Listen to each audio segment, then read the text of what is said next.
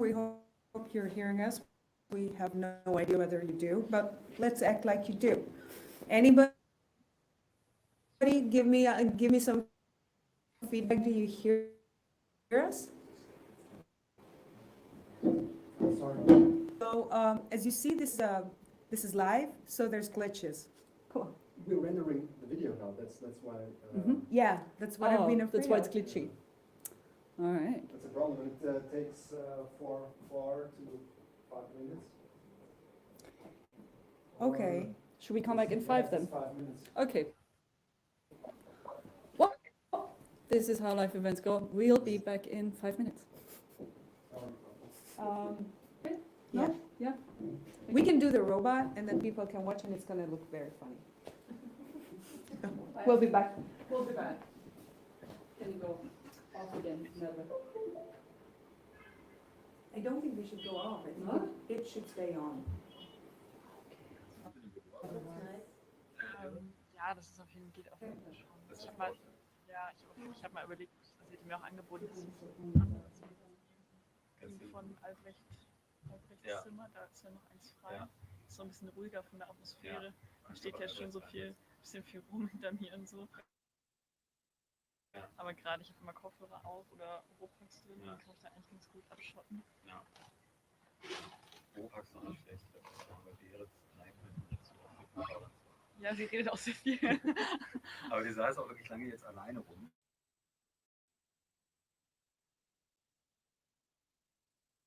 Dass sie auf dem Balkon wachsen. Hat sie schon Nudeln für dich gekocht? Nee. Die hat so gute Spaghetti, die sind irgendwie mit karamellisierten, karamellisierten Zwiebeln und Tomaten, frischen Kräutern. Was? Oh mein Gott, das war so lecker. Nee, die hat sie selber gekocht einfach. So, okay. Vielleicht kommt das noch. Das ist die einzige, die was im Büro ist. Okay. Sind bei uns die Campingleute. Wir quatschen manchmal sage ich, ich habe noch einen Kaffee ausgesetzt, wir haben uns schon über türkischen Kaffee unterhalten, weil sie ist aus der DDR und meine Eltern auch. Da wusste ich auch schon, wovon sie redet, als sie meinte, kannst du auch einen türkischen machen. Ja, das ist ganz lustig. Einfach den Grund da reinkippen und draufschießen. Ja, das ist türkischer Kaffee, genau. Das war so ein Ding in der DDR. Ja. Komischerweise, ich weiß nicht warum. Ja, es ist komischerweise in Westdeutschland kein Ding, weil es ist ja nicht überall. Ja, genau. Das ist eigentlich weird. Das ist jetzt bestimmt wieder in Berlin. Ich kenn's auch nicht. Das klingt auch nicht so geil, muss ich ehrlich sagen. Das ist super. Das ist ganz lecker eigentlich. Ja. Es hat so was Mokka-mäßiges. Ja. Sehr, sehr stark. In Griechenland ist es auch ein bisschen ähnlich. Trinken es manchmal auch, glaube Muss ich. ich mal ausprobieren. Es sinkt dann nach unten. Das ist Das sind nach unten, das ist meistens so ein ganz, ganz feiner. Dann trinkst du das oben ab quasi. Starting in a safe. Okay, kriegen wir danach.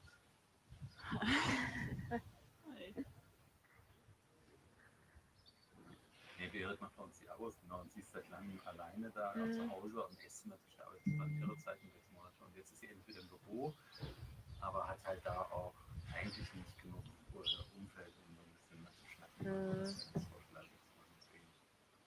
Wie war das denn? Musstet ihr, ich habe gar nicht viel aus Deutschland mitbekommen, aber gab es diese Homeoffice-Pflicht? Also Ja. es ging auch nicht, dass nur eine Person pro Raum oder Ja, so ich war? glaube sie nicht. Also ich meine, Ich glaube, es gab eine Pflicht, aber man konnte die schon irgendwie Nee, auch brechen, oder? Der Arbeitgeber musste es den Leuten anbieten, Ermöglichen. genau, die das war Möglichkeit das. schaffen, aber die Möglichkeit musste nicht wahrgenommen werden, wenn man nicht Genau. wollte. Wenn da dann Jetzt aber die ist es so, man muss es Hygienekonzepte, nicht mehr anbieten können. Oder? genau, du brauchst ja das Hygienekonzept, das halt immer noch greift, also mit Abstand und Ja, es fühlt sich auch einfach mal ganz gut an, einfach morgens aus dem Haus zu gehen. Weil ich bin jetzt schon so das 3. Semester online und ich wohne in der WG und in der Küche und es ist einfach nicht das Gleiche. Jetzt kann ich zumindest wieder in die Bibliothek gehen. In der Staatsbibliothek war ich immer, aber da muss man sich halt auch einen Platz reservieren, man muss einen negativen Test haben und man muss eine FFP2-Maske haben. echt?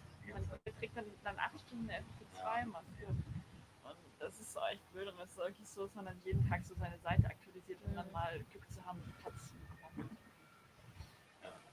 Aber, Ja, das ist so gut. Also für uns ist das nur gut, wenn du da bist. ja. Ich glaube, du kriegst da auch ein bisschen mehr mit. Das ist einfach Vorteil.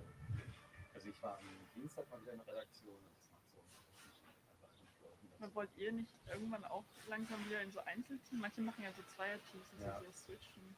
Nee, ehrlich gesagt habe ich gar keine Lust drauf. Ach so, Also okay.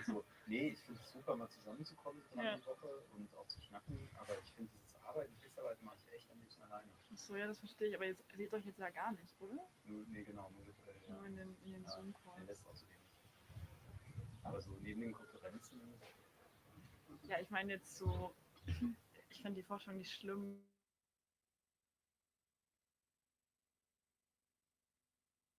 Zu müssen und wirklich den Rest der Zeit zu sagen, ich mache es zu Hause. Mein Mitbewohner ist auch zu Hause im Homeoffice und so kommt er wenigstens mal dazu, Sport zu machen und sowas. Weil er kann halt zwischendurch einfach mal eine halbe Stunde raus im Park und laufen Ja. und vorher hat er es nie gemacht. ja. Das ist schon besser. Aber kann Berit von zu Hause arbeiten? Also, oder könnte sie vollkommen von zu Hause arbeiten? Sie meint, es war schwierig. Ich meine, irgendwann haben sich die Pakete gestapelt. und Genau, so. das war das Problem.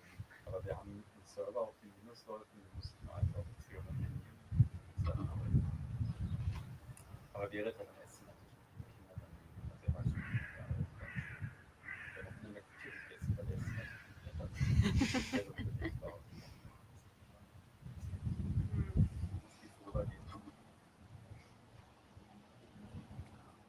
Nee, wir quatschen ab und zu schon. Und es ist jetzt auch nicht so, dass ich, also es ist ganz entspannt mit das gewöhnt.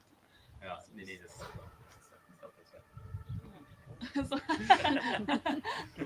Nein, das ist schon ganz cool, aber Berit musste dann auch bei mir nochmal schon die Angewohnheit, dann im Türrahmen hängen zu bleiben. Und man sitzt gerade in irgendwas ging zu Tür. Ich kann gerade nicht, tut mir leid. Nur so viel dafür. Wobei ich immer nur Hefte eingepackt habe, als ich im Büro war. Da kann man sich, glaube ich, auch noch leichter so nebenbei unterhalten, als jetzt Das beim, war ja am Montag auch mit beim Arbeiten. Ja. Das ist auch echt, das ist auch, fand ich immer ganz gut, weil man dann ein bisschen mal Kopf frei Ja. schaufelt bei sowas und dann nicht die ganze Zeit am Rechner sitzt. Wirklich hat mein Kopf schon geraucht, weil ich den ganzen Programme einrichten, Zoom-Konferenz und dann im Text sitzen. Da ist die Zeit aber auch schnell vergangen.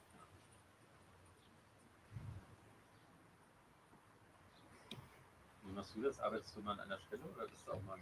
Nee, du bist jetzt in Berlin, arbeitest du dann auch? Oder? Ja, also jetzt, ich bin ja gerade umgezogen und ich habe halt meinen Laptop und da ist Ja. alles drauf. Von wo nach wo bist du jetzt gezogen? Also ich ziehe jetzt nächsten Monat wieder nach Münster, aber ich habe halt eine wohnungslose Zeit, deswegen Okay. bin ich so ein bisschen überall, aber es geht, also wenn man halt nur Homeoffice hat, geht das ja. Bist du Ja. aus Münster? Mhm. Achso, ich dachte. Ja, und ich glaube, ich bin auch ganz froh, wenn ich dann in Münster mein Zimmer habe, einfach weil es dann auch ein Ja. bisschen geregelter ist und so ein bisschen mehr Struktur.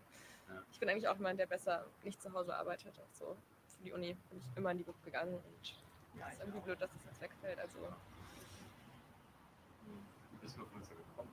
es gibt dort diesen deutsch-französischen Studiengang und ich habe das einfach wegen des Studiengangs gemacht. Wie gefällt es dir Münster? Ich finde Münster eigentlich eine angenehme Studienstadt, ein bisschen bourgeois teilweise. Und das Politikinstitut ist ganz gut, zumindest im Bachelor. Und es gibt ein kulturelles Angebot, aber es ist halt nicht so wie in Berlin, würde ich sagen. Das ist eine Übertreibung. Ja, es ist eine Untertreibung. Ja. Das ist halt nicht so wie in Berlin. Aber Aber ich glaube, das kann man auch über jede andere Ja. Stadt in Deutschland sagen. So. Das ist halt nicht Berlin. Also ich meine, ich habe ja auch erst ein Jahr dort gewohnt, deswegen bin ich dem noch nicht ganz überdrüssig geworden. Aber ich glaube, würde ich länger als ein Jahr dort leben, könnte ich mir vorstellen, dass es mir ein bisschen überdrüssig wird. Total. Ja. Ich war jetzt mit Vater als Geburtstag gekommen und dann war ich wieder da 3 Tage und dann mir groß geworden. richtig, ja. Wie groß ist denn Münster? Nee, das wäre nicht meine Stadt. Ja. Ich habe ganz schnell das Zweite gesucht, als Ja. ich studieren wollte. Also ich kann es total, es ist immer aber auch Leute, die hingehen und sich irgendwie gefällt. Das ist ja auch gar kein Gadget. Ja, also ich war halt bisher auch nur wirklich ein Jahr dort.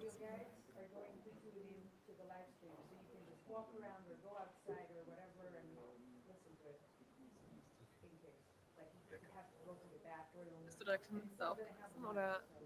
Nee, das sind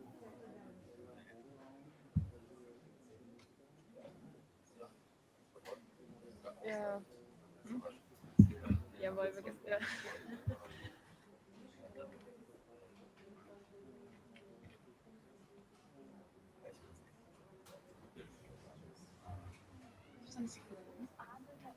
Ja, das ist, wie gesagt, Untertrieben.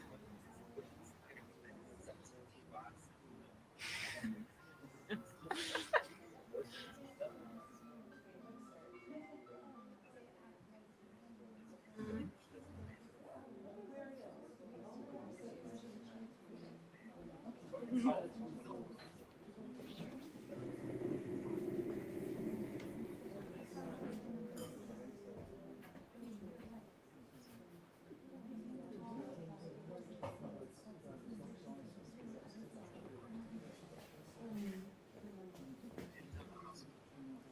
try it once again. Yeah, hello and welcome.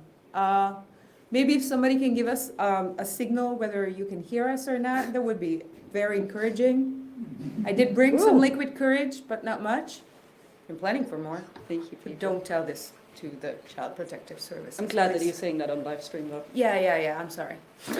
Anyway, very welcome to the 31st European Meeting of Cultural Journals. This is actually the third part of it. It consists of many, many parts, and it has been stretching out since last November. Because of COVID, if you can guess why, we did this event in many parts. I guess we have a focal point for you called the coronavirus crisis to read up on it. This is Reka Kinga-Papp, Editor-in-Chief of Eurozine. And this is Sophie Caroline Wagner, Managing Director of Eurozine. Welcome. But Eurozine obviously consists of a lot of people. Indeed, more than the parts of this conference, actually, which is numerous. It's a network of 90 partner journals and associates from throughout Europe and a little bit beyond. So very welcome to our meeting. First, we want to introduce you guys to the participants, but in order to do that, we need to say just a little bit about the format of this conference. As I have said, there have been two public discussions, many private discussions, but two public discussions, one last November and one only this spring. The first one addressed media freedom and the changing practices of journalism in the Visegrad region and a little bit beyond that, and also the expectations of students who are studying journalism in countries where their professions might be under extreme repression. The second was about launching our new book, but you will know more about that because you will see a short recap of that event. And today, do you care to say a few words about today?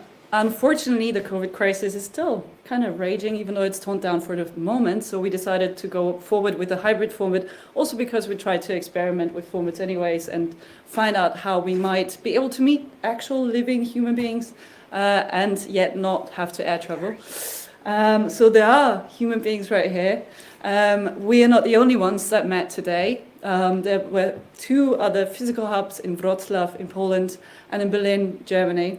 And there's one very kind creature, Miriam, who moderated the online hub, so to say. So everyone could participate that wanted to do that. Yeah. Since Eurozine is a network of journals, magazines, and associates, we focused this year's conference or today's program mainly on getting their feedback and trying to find out how to go forward in a crisis of a century by now. I mean, I never thought when I started my profession in 2008 that there would be a bigger crisis that I would have to navigate, and I would also be in responsible position then, but I was certainly hoping for the responsible position, not for the crisis. But nevertheless, we do very much rely on our partners and associates' input. So all of today so far has been about reflecting and planning ahead. We want to introduce you to our partners, and then soon you will hear from our speakers, both introducing our latest book and talking about how they adapt their activities, writing and reporting under repression, oftentimes forced out of their home countries. Please see a short montage of the introductions from all the people who have participated the day throughout.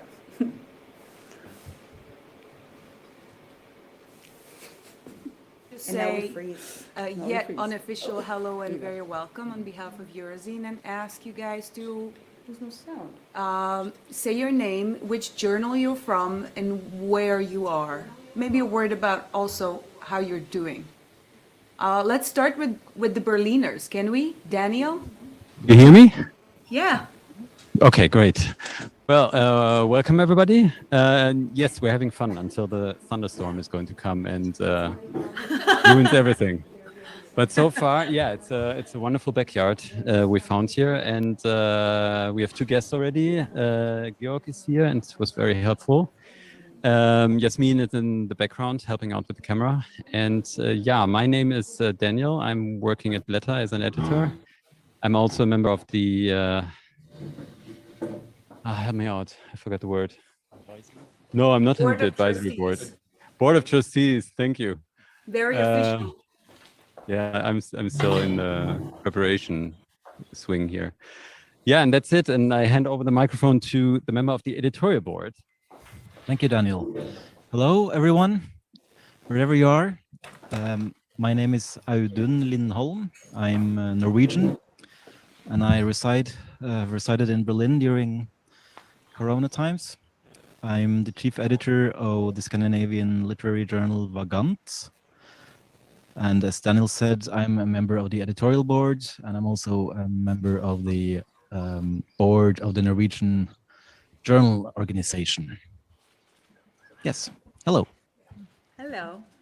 Yeah, let me just say very quickly a big thank you to Daniel and Blätter for hosting the Berlin attendees.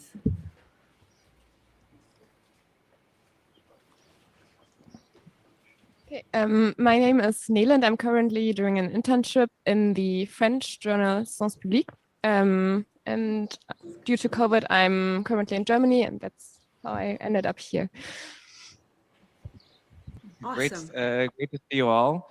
Yes, we are here outside the city of Wrocław in a 16th century castle, but we managed to update it to the 21st century so we could connect. And we have several colleagues from Poland here, so I will hand over the mic so everyone can introduce themselves. I'm Adam Reichert from New Eastern Europe. I'm Daniel Glaskiewicz from New Eastern Europe as well. Hi everyone, I'm Agnieszka Wiśniewska. I'm a chief editor of krytykapolityczna.pl. Hi, I'm Agata Rozpacka from Czas Kultury, Time of Culture journal. Ivana Reichert, also from New Eastern Europe. Hi, Agnieszka Rosner, editorial board Eurozine. Are kind of hosted by Miriam Rasch, member of the editorial board. Hello, Miriam.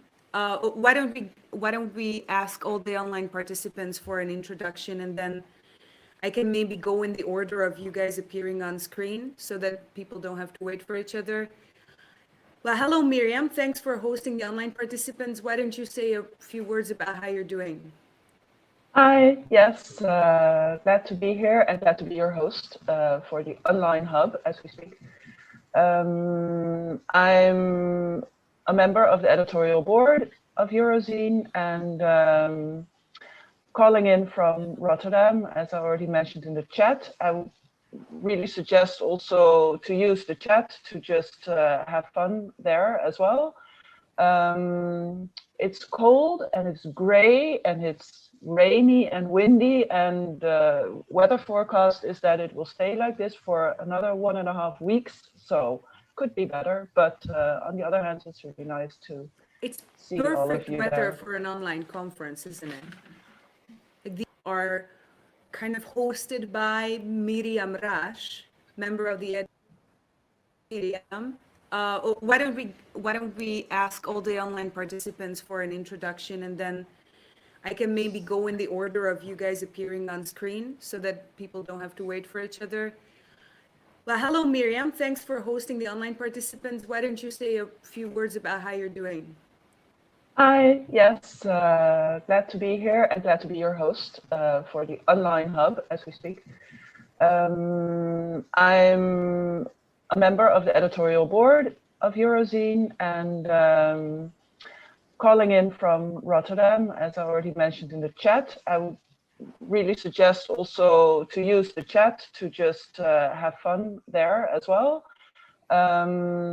It's cold and it's gray and it's rainy and windy, and the weather forecast is that it will stay like this for another 1.5 weeks, so could be better, but on the other hand, it's really nice to see all of Perfect you weather there. for an online conference, isn't it?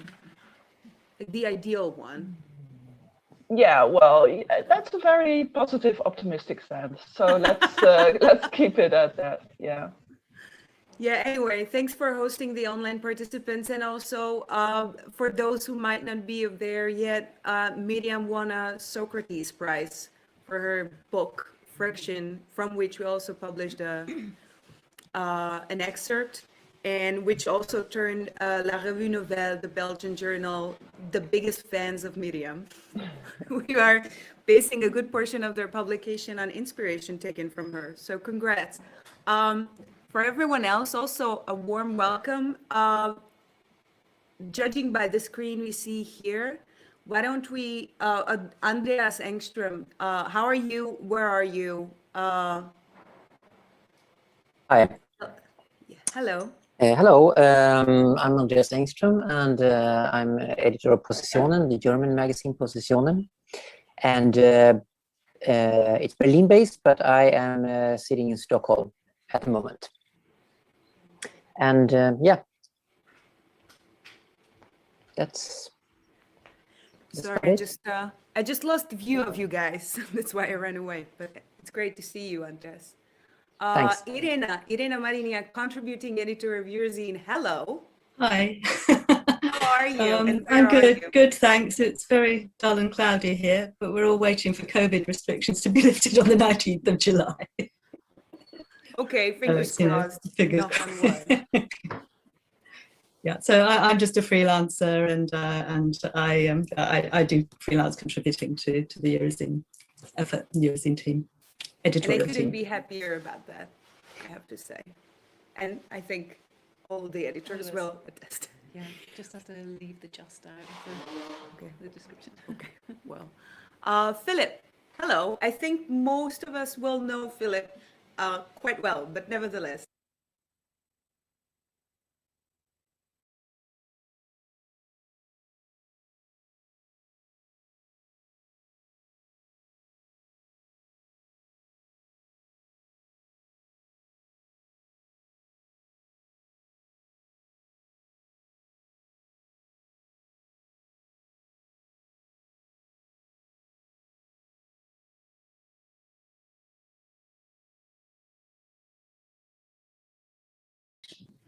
Where I live now. So for those, I see some most familiar faces, but some faces that I haven't met yet.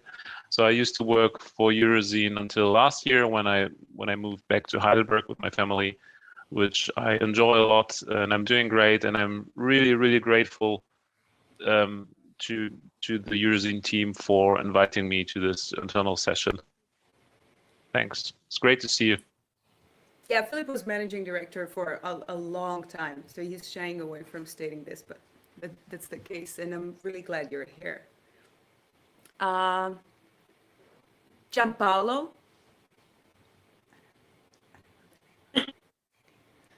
Hey, hi I'm Gianpaolo Cardo, co-founder and editor-in-chief of Vox Europe, multilingual European news and comment outlet. And I'm currently in Paris. Sorry not to be with you physically, but it was physically impossible for restrictions, issues, and others. But I'm really glad to be here today and look forward to spend this day virtually, like almost all events in the last 18 months with you. It's not working for me.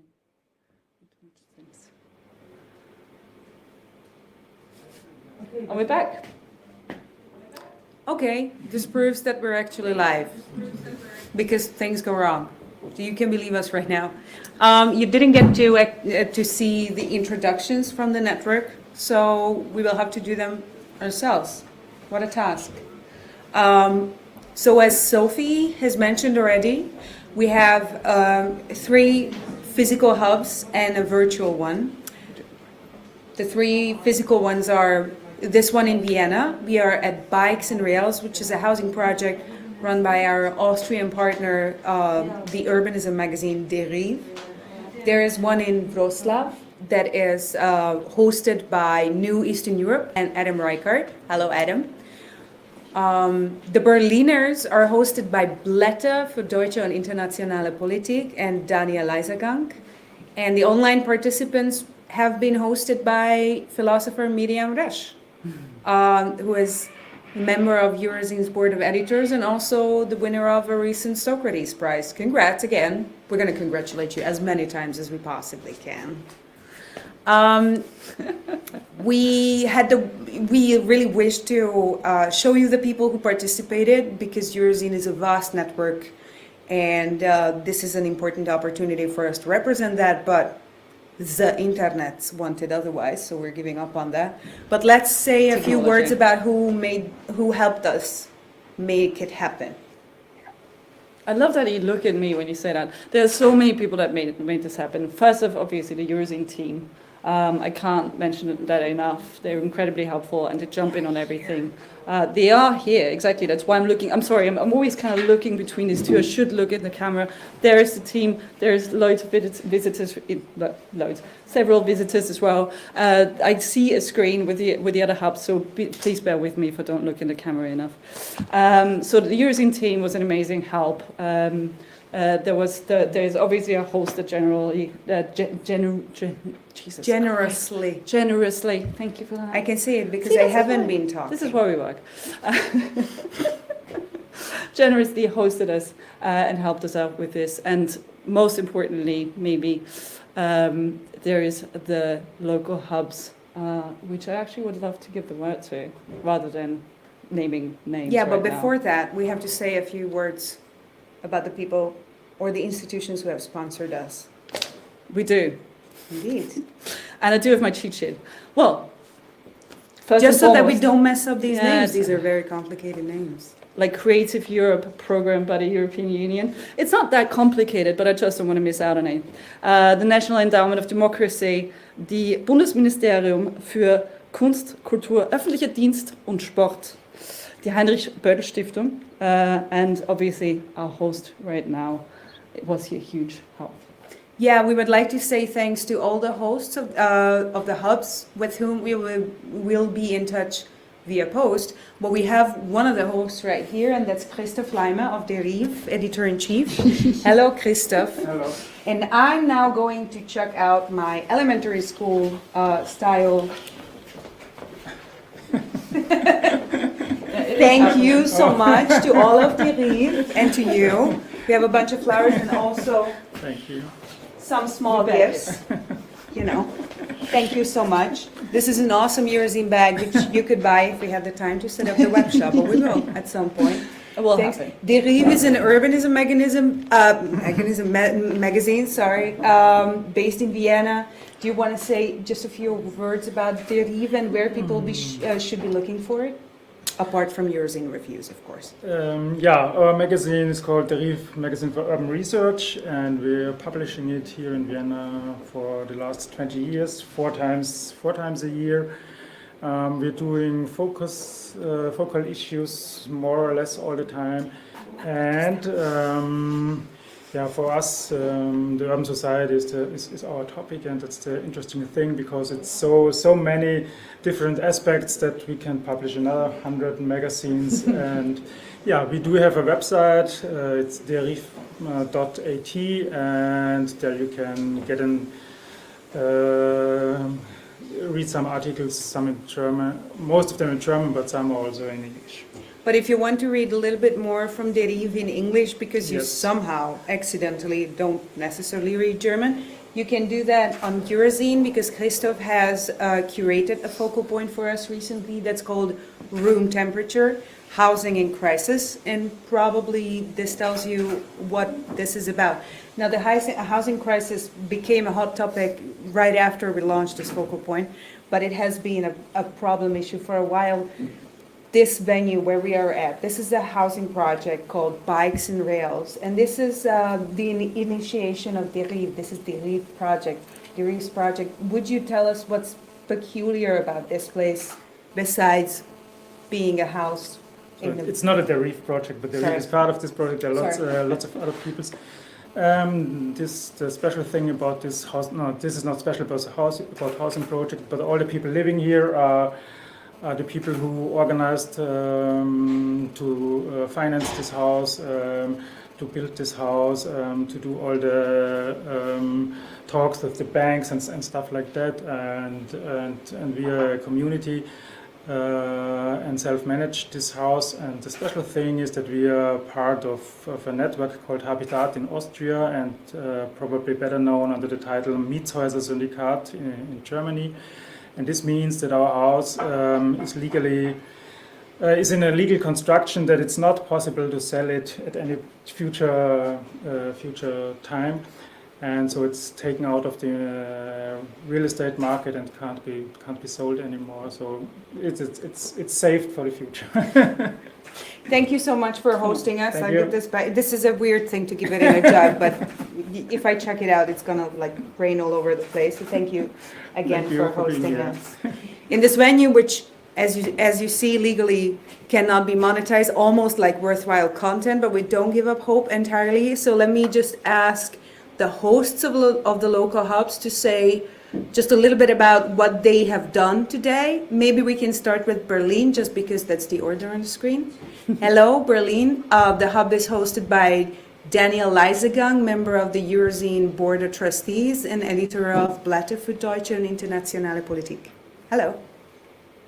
Hi, Vienna. This is Berlin. Although it looks like we're sitting in a kind of Brandenburg village. We're in the center of Berlin, and we've been here all day long, just a few meters from Alexanderplatz. And we found this beautiful backyard to meet, to discuss, to have a workshop on Eurozine and its vision, and afterwards a bar camp where we talked about the connection of climate change and culture. And although it's Why they muted? Yasmin, I'm muted. Now I'm not muted anymore. Sorry. You start to talk about climate, somebody mutes you. Yeah, that's the censorship out there that happens. No, we talked about the culture of climate and climate of culture. So we discussed the relation between climate change and culture journals. What can we make out of this topic? And well, yeah, I think we've been very lucky with the weather. And although the vacation time is coming, today is for most of the people the last day of working here in Berlin. We were a small but very productive group, and I can say it wasn't much worse than the other conferences before. We've seen much less people and only on screen, but still it was very productive. And thank you. Thank you, Dania. And now that you mentioned this, the latest conventional Eurozine conference was actually in Berlin, organized by Daniel and Roman Schmidt of the Heinrich Böll Stiftung, who also supported us today. And this is the book that resulted from the topic. It was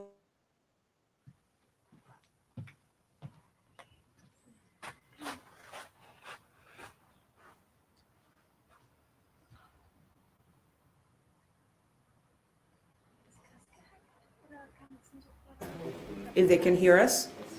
Wroclaw, can you hear us?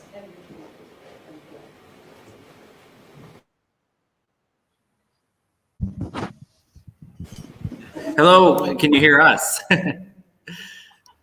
We have a bit of a connection problem, but just to say hello from the Wrocław Hub, where the Polish members of the Eurozine network came, and we had really fruitful discussions also on how we can work together with our Eurozine partners, and we discussed support, especially during these very difficult times.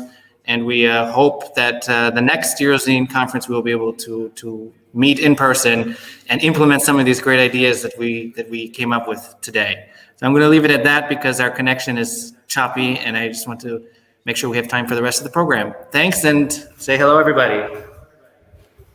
Thank you so much. So the Wrocław Hub is hosted by New Eastern Europe in a chateau. So we're all yellow with envy, as you can see.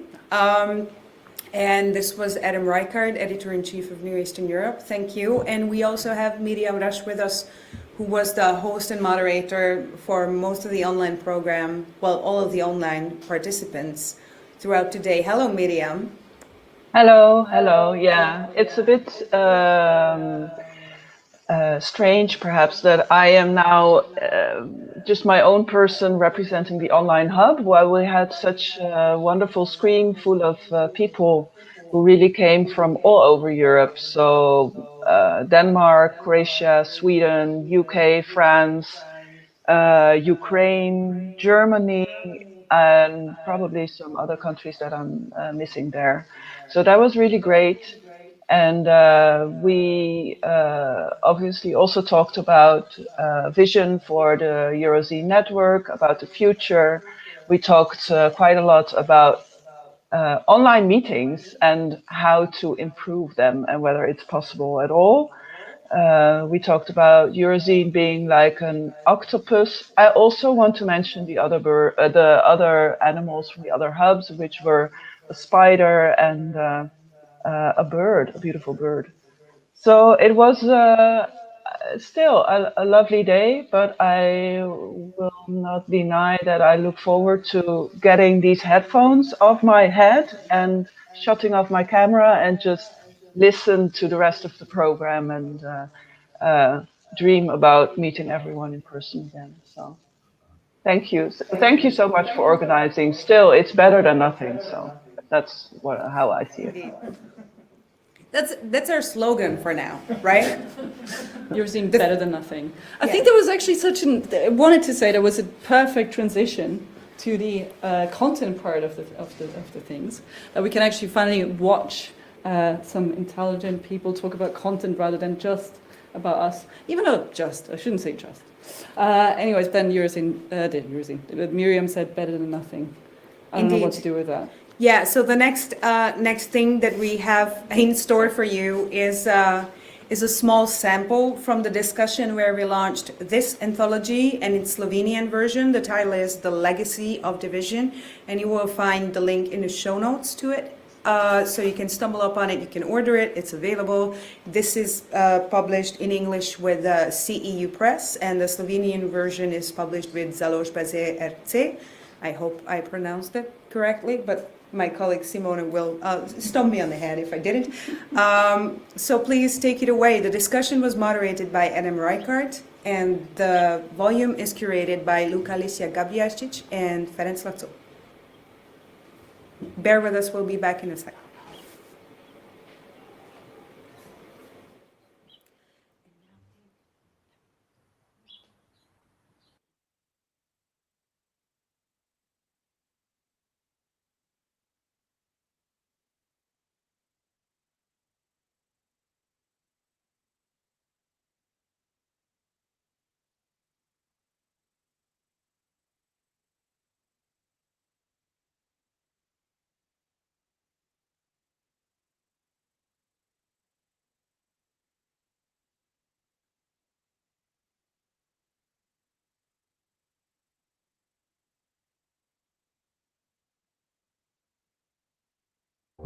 Adam Reichardt, editor-in-chief of Eurozine's Polish partner journal New Eastern Europe, moderated an online discussion to launch the book with the curators and 4 authors of the volume, Jill Massino, Yanis Panayotidis, Simona Škrabec, and Bogdan Jakob. Here's a short recap of the event. Naturally, divisions exist between the former Eastern Bloc and countries outside it, but of course divisions also exist between Northern and Southern Europe, between continental Europe and the UK. So what do we actually mean by divisions? Are these political, economic, or cultural divisions? Are they social divisions? Are they divisions in perception or experience, or a combination of these? What about rural and urban divisions? On a related note, do political divisions necessarily translate into economic divisions, as was the case during the Cold War? Or can political divergence coexist with economic convergence? As Bogdan and others have argued, the political divisions that have emerged since the global financial crisis are not distinctly East European, as populism and democratic backsliding are evident in different parts of the globe, including in the West. At the same time, this process has regional specificities. And if we look at the case, of course, of Hungary and Poland, where populism and illiberal governance is paired with and even legitimated by claims of being authentically European, we see this. So according to this line of reasoning, LGBTQ communities and feminists, among others, become symbols of Western decadence, Well, in addition to refugees and certain ethnic minorities, and they're seen as alien to populist leaders' narrow conception of the nation and, in fact, Europeanness. And obviously, this exclusionary conceptualization of Europeanness not only goes against what we associate with the EU, at least on paper, but it also reverses the traditional power dynamic between East and West. And so according to this logic, the West should aspire to be more like the East. It is the West that should get its act together and catch up.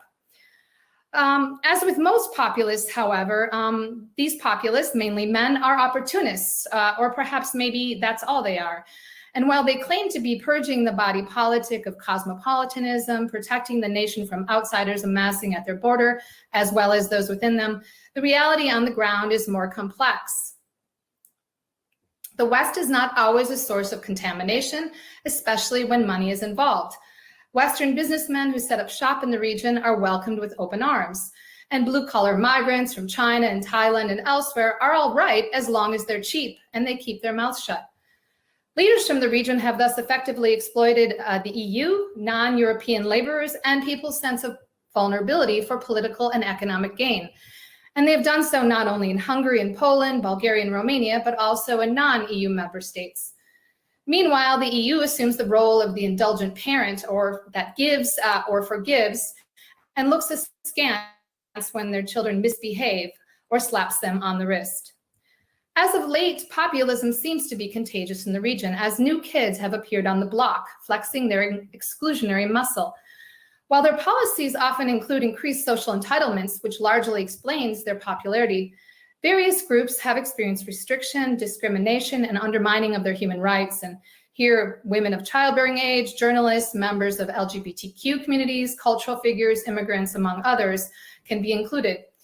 So I would actually like to shift the focus from the populists to the population, from how populists fabricate and exploit divergences to how divergences figure into ordinary people's experiences and perceptions.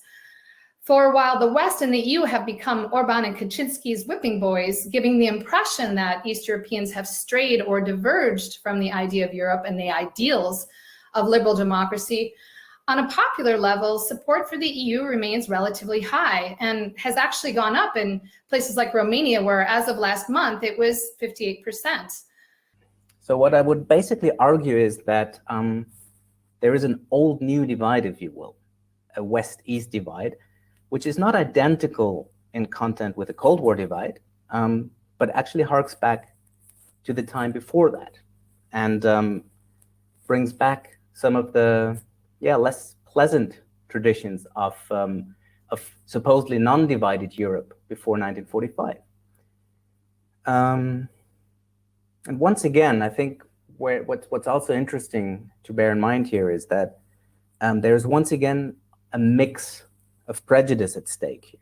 So while in the past, anti-Semitism was so important in defining the East as different and in sort of enhancing, as I called it, anti-Eastern racism, now anti-Gypsy prejudice, anti-Ziganism, whatever you want to call it, informs a lot of the hostility against East Europeans and especially against Southeast Europeans, whether they are from the free movement countries of Romania and Bulgaria or from the non-free movement countries of former Yugoslavia or from Albania.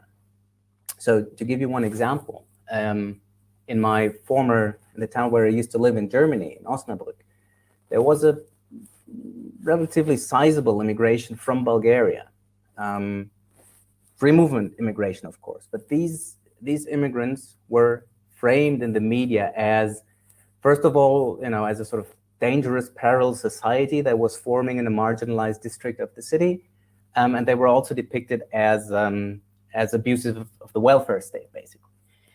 And nobody ever used the term Gypsy or referred to Roma or whatever, but the implications were kind of clear, just like the implications were clear when Germany, during the so-called refugee crisis, tried to clamp down, especially on immigration from the Western Balkans, as they would call it, which is a term that I don't think ever existed, but now has become a synonym with sort of illegitimate asylum migration, which again very often is associated with Roma. So in this sense, we have also return of some unhappy alliances of prejudice here. What about the future? And there, I would like to touch on this issue of convergence, and specifically that kind of negative convergence, if you will, that Bogdan and Jill both alluded to.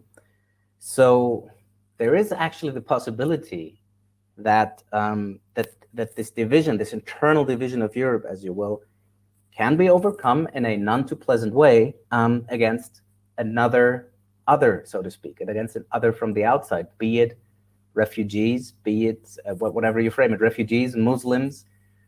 So basically an external other that that Europeans can construct their sameness against. And I think to some extent this is actually happening. That's again this kind of convergence on the right that we already heard about, and that is really not, I believe, what we should be aspiring to, but this is definitely something we have to deal with in the coming years.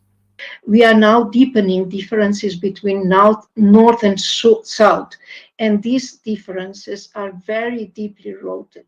There are old prejudices in literature and art that exist and are again visible. But still, the South, what is here important is that the South does not represent only just a fear from outside, but South is also in our literary and artistic tradition, also an utopia of different way of life, of the place where we can escape of our order, of our oppressions.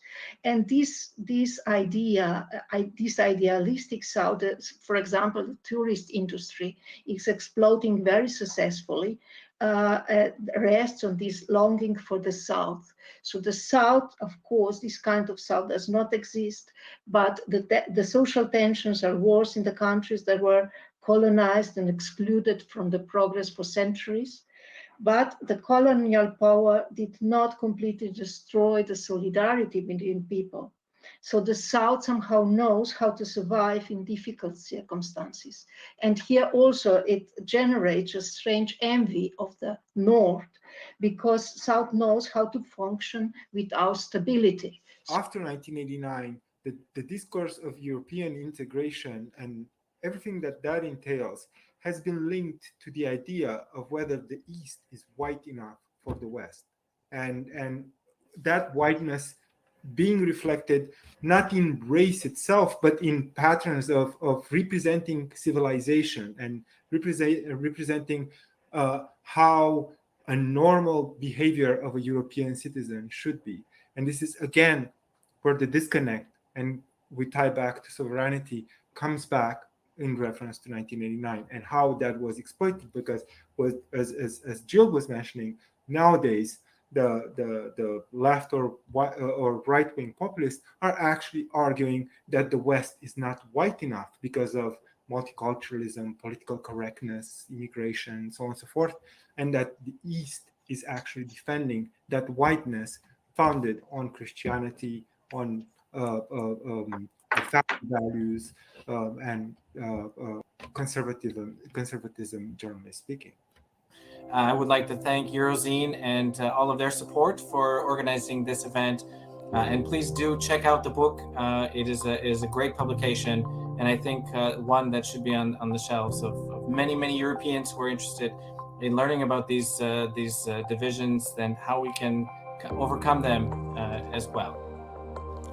You can get to know more about where racism against Eastern Europeans comes from, or what Viktor Orban has learned from Slavoj Žižek, if you listen to the full conversation on Eurozine's YouTube channel. Link is in the description, and you also find it scanning this QR code. The discussion... All right, we're supposed to start. Hello, and welcome back. This is the book that we have been hearing about. So this is something you can order on Eurozine's website under the link that you can see under here, and you will also find it in the show notes. And without very much further ado, No further ado. No further ado. Let's just get to the discussion of the evening that we had long been looking for. This is what we will introduce the panelists in detail within the discussion, but something you should know is that this is a pre-recorded conversation. However, it's pre-recorded so to avoid the horrible technical problems that you have been witnessing. You've experienced so far, that. right? So it's going to be enjoyable. Also with subtitles for those who prefer reading those. And the speakers are with us live right now. So after the pre-recorded part, which is sort of like the initial internal part of the conversation, they are going to react to your comments and answer your questions. So please do ask them in the comment section on YouTube and in the Facebook stream, as well as on Twitter. And we will soon... All the platforms. Indeed. Yeah. Be with you. Lovely.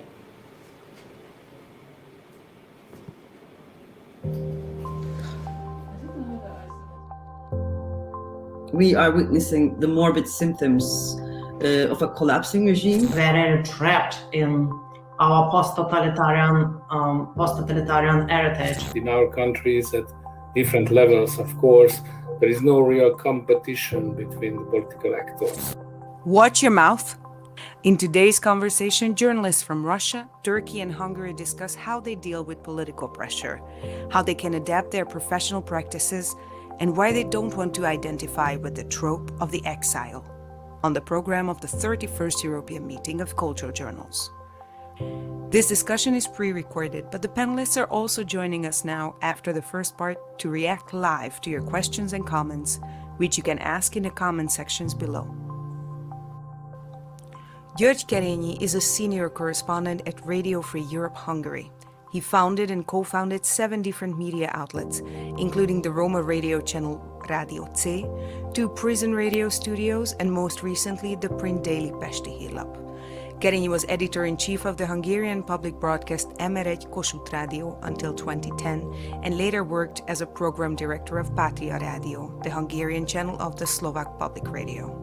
He was a lecturer for a decade at Eurozin's partner ELTE Media, the Media and Communication Studies department at ELTE University in Budapest. Irina Borogan is a Russian investigative journalist, tuning in from London in the United Kingdom, co-founder and deputy editor of Agentura.ru, a watchdog of the Russian Secret Service's activities. She has covered the intelligence services, terrorist attacks, and war conflicts in Russia and across the globe. She is currently a visiting fellow at the King's College Russia Institute.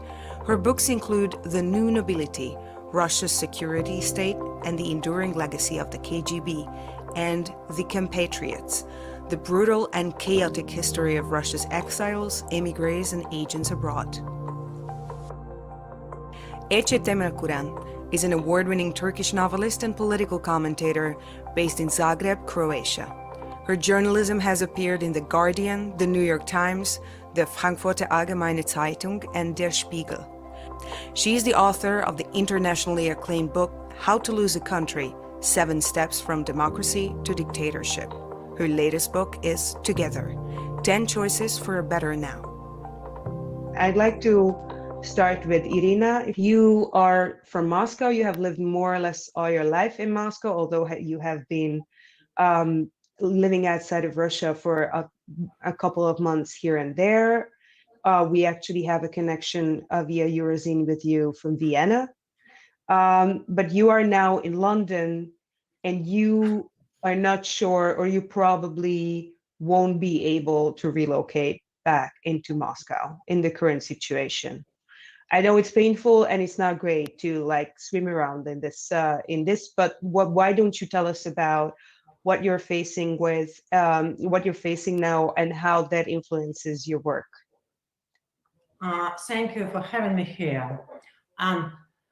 And this is really not easy to find out yourself in a situation when you are abroad and you have been living for your whole life in the country. For me, it's Russia. And you have been working for Russian and Western media, and you have been and you published 3 books in Russia. And I don't know, you know that situation in Russia was dangerous for a while. But until August last year, I didn't have an idea to get out of the country. But because we got me and my partner and also co-author Andrei Soldatov, because we got some threats and warnings from the authorities, we decided to get out for a while outside the country. I have to explain that we set up our website agentura.ru, which is about security services, 20 years ago. And since then, we have been publishing a lot of investigations on the security services, including our book, The New Nobility, which is about the FSB, the Russian counterintelligence service, and the most dangerous service in the country. Our website, agentura.ru, it had a media license and we operated as a media. But suddenly, last year, we learned that our license of our media, agentura.ru, was cancelled.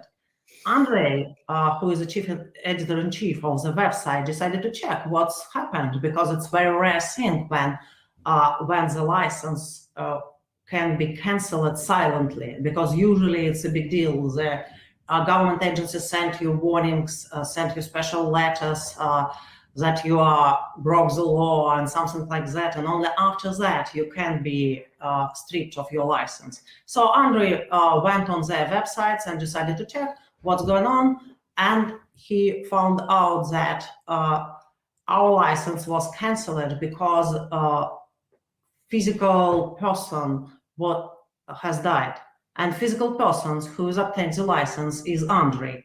It was clear signs that we have to do something, and we got a fellowship at King's College, and now we are visiting fellows at King's College in London. COVID era started a year ago. The way we journalists gathering information has changed, and we can gather more information online.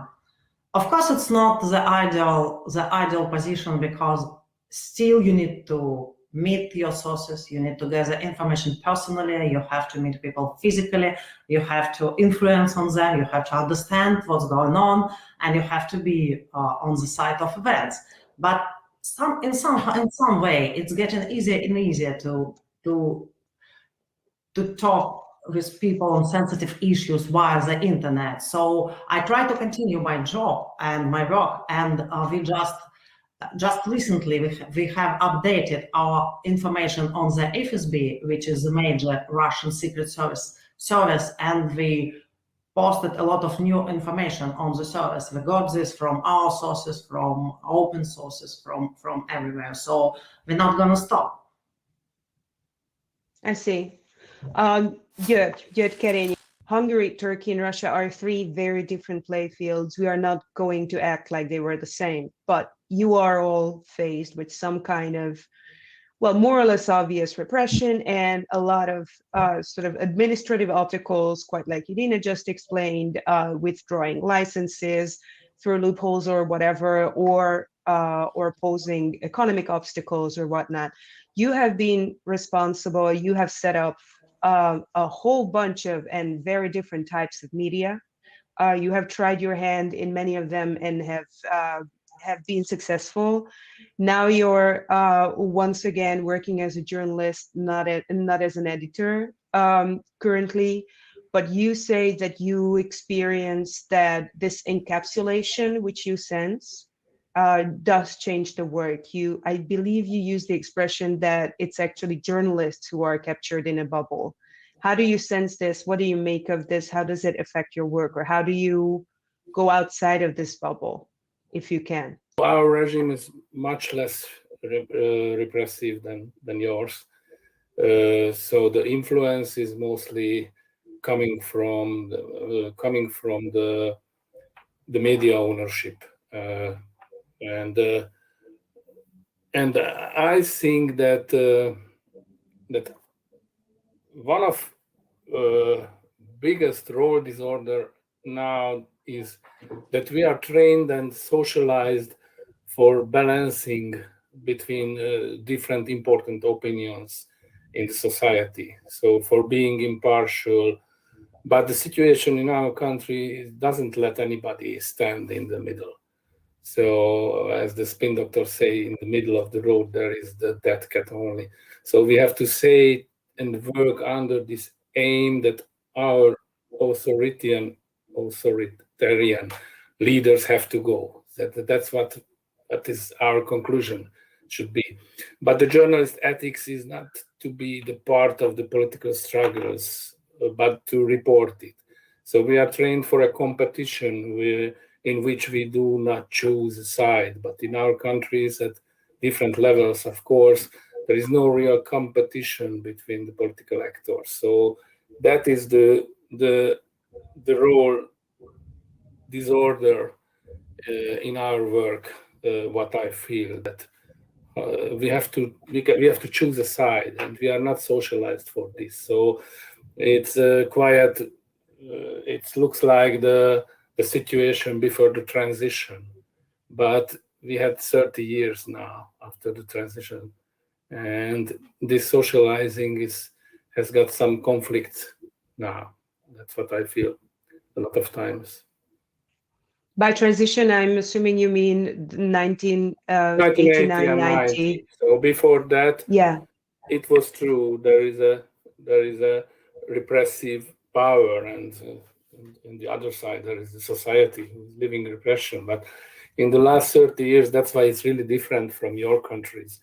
We socialized for another role model. So we got the West European liberal democracies, checks and balances, roles, and it doesn't work very well in this situation. That's what I feel. how do you? Is there a way for you to overcome this burden? I understand that you identify it in colleagues that they actually end up choosing sides. They actually end up sort of signing up, possibly not for political parties, although that also happens. Obviously, that always happens in every regime. But even if they don't choose a particular political stance, they do end up positioned as sort of either like freedom fighters or dissidents or exiles, which is also a very problematic term, which Ece will probably want to talk about, or I would like to ask her about. How do you overcome this? Do you have a recipe to sort of avoid this position for yourself? As much as I understand, you don't want to take a stance here. Unfortunately not. I have no recipe for this. And it's very bad. You know, I was in the last 20 years, I was an editor-in-chief in different mediums. Since 2010, from the beginning of the Fidesz, the ruling party, big victory, I've seen a lot of journalists in my media outlets, media outlets which they were led by me, and I think they lost this basic practice that you should ask all the parties. You should ask the government, because you never get answers from the government, and after years you didn't send the questions anymore, or you publish the article in real time. So after 2 hours, sending the questions, and in this way we always use. I mean, people who are working in the independent part of the media use each other's opinion bubbles, so our narratives only, and there is no mirror of these narratives, and it's very bad for our work. It's very sad to hear that, because they look at the Eastern Europe from Russia as a country that can do better, because you were freed earlier, and dissident movement was stronger than the Soviet Union, and democracy was much more balanced from the beginning, and you didn't have so many oligarchs who can influence on politics. And it's, I don't know, it's so disappointing to hear that. But I believe that, I still believe that countries like, of course there are different countries, Poland, Hungary, and Czechia, but I still believe that you can do better. But that's for Russia, where really it seems that we are really trapped in our post-totalitarian heritage. Many years ago, I didn't believe that we can change something immediately.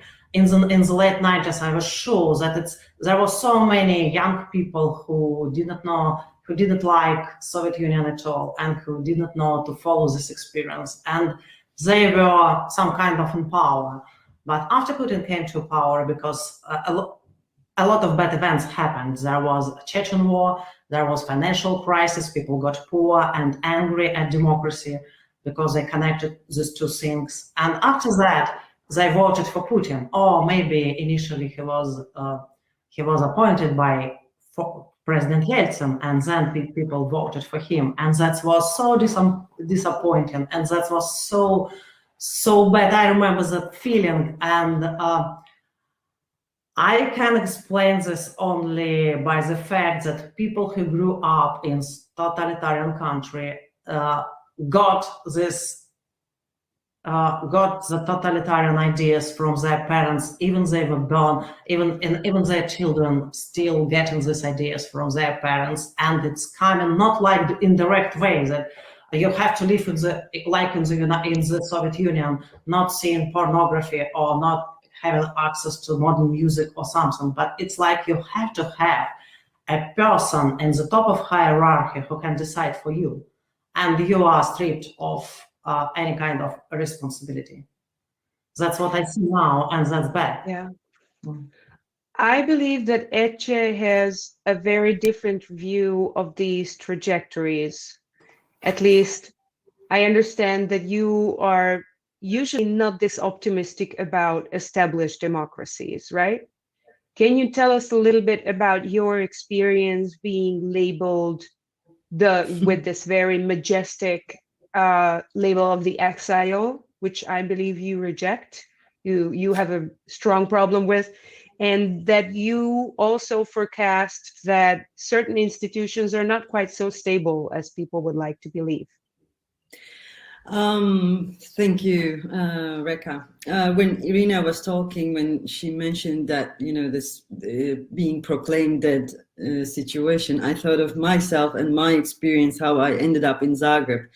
After 2016, after the coup attempt in Turkey, things got really horrible. It was already an oppressive regime, but then Mr. Erdogan turned the crisis of coup attempt into his biggest opportunity to start to be a proper dictator, actually. And then it was a time like Irina's situation, our passports were lost, suddenly. When people are trying to go out from the country or come into the country, when they present their passports, the passport officer was telling them, your passport is lost. You're there, you're giving your passport, and they say your passport is recorded as lost.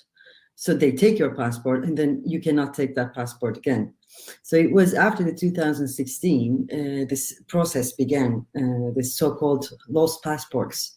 They were confiscating your passport. So that's why one of the reasons I wanted to get out of the country, because it was, one, unpredictable. You would know nothing about what would happen to you, because it wasn't the rule of law. It was just this impulsive oppressions, tools of oppressions from the power. So one day, actually, I was coming back from London. The passport officer took my passport, and she looked at the passport to me, and then it took so long. And I thought, now it's happening. They're either going to arrest me, or like they're going to take this passport, and I will be locked down in the country. And then she screamed, "Oh, Ece Temel Kurum, can we take a selfie with you?" And actually, a police officer took a picture of us together. So I remember half of my face crying, half of my face laughing. And that moment, I thought, I cannot take this anymore. It is not, the most torturous thing is not knowing what will happen. You can be arrested or you can, pose for a selfie. And, I realized how much fear took over my thinking and my daily life as well. At one point, many of us actually were going to bed with proper pajamas, thinking that at 5 o'clock in the morning, they could come. And then I came to Zagreb for a few days, actually, and then I suddenly decided to stay. Since this happened like 5.5 years ago. And the time I spend here is like non-time, and Zagreb feels like non-place, because when, I don't know what Irina would say, but like when you leave the country, you're starting to live in this abstract in-betweenness, sort of. You're not in the country, but you're looking at the country. You're not really a local. You cannot really become a local in the new country. So you're an in-betweenness, actually. But then in this in-betweenness, of course, people ask you what you have been through, and they want you to tell your story and your story only. I have been an international journalist since I told stories in journalism and literature world, and these stories have been from all around the world. I never talked about my story or my country's story in particular. So yeah, but then in your new country and in European countries, they want you to act as if this victim who finally, ran away from the hands of the barbarians and threw herself to the arms of the civilized world and so on. The Europeans, some of them, find this flattering, I think, or reassuring to hear that their continent is still the safe haven for the free thinkers, for the individual freedoms and so on. But then it makes you an exile. Since 5 years, I think, whenever they talk about me, they give this line as the sexiest line in my CV. She's exiled from Turkey and so on. But it is easy for them to pronounce that word, but then it is not easy for people like me to wear that word, because once you wear that word on you, like this costume, you can never get rid of it. Even if you go back to your country, you're an exile. Once an exile, always an exile. So I don't want to carry that weight which doesn't belong to me and which is given to me by the political power. I didn't choose this. So I am trying to see this bit in my life as a part of a bigger journey. I lived in many countries. I lived in Tunisia, I lived in Lebanon, France, Britain. So I know what it is to be away from home, but this is the first time I am experiencing to be obliged to be away from home. But then all this time, I'm like, during those years that I lived in other countries, and especially for the last 5 years, I had almost too much time to think about what a country is. What are we missing, or what are we fighting for when we fight for? What is that country that makes us suffer so much, and why do we sort of choose to suffer? And I came to think that actually it's a table. A country is a table, and the West entity, the abstract entity that surrounds that table, and that table is full of your loved ones. You actually, missed those people, not the country itself necessarily, and you miss the language and the comfort of not having to explain your jokes.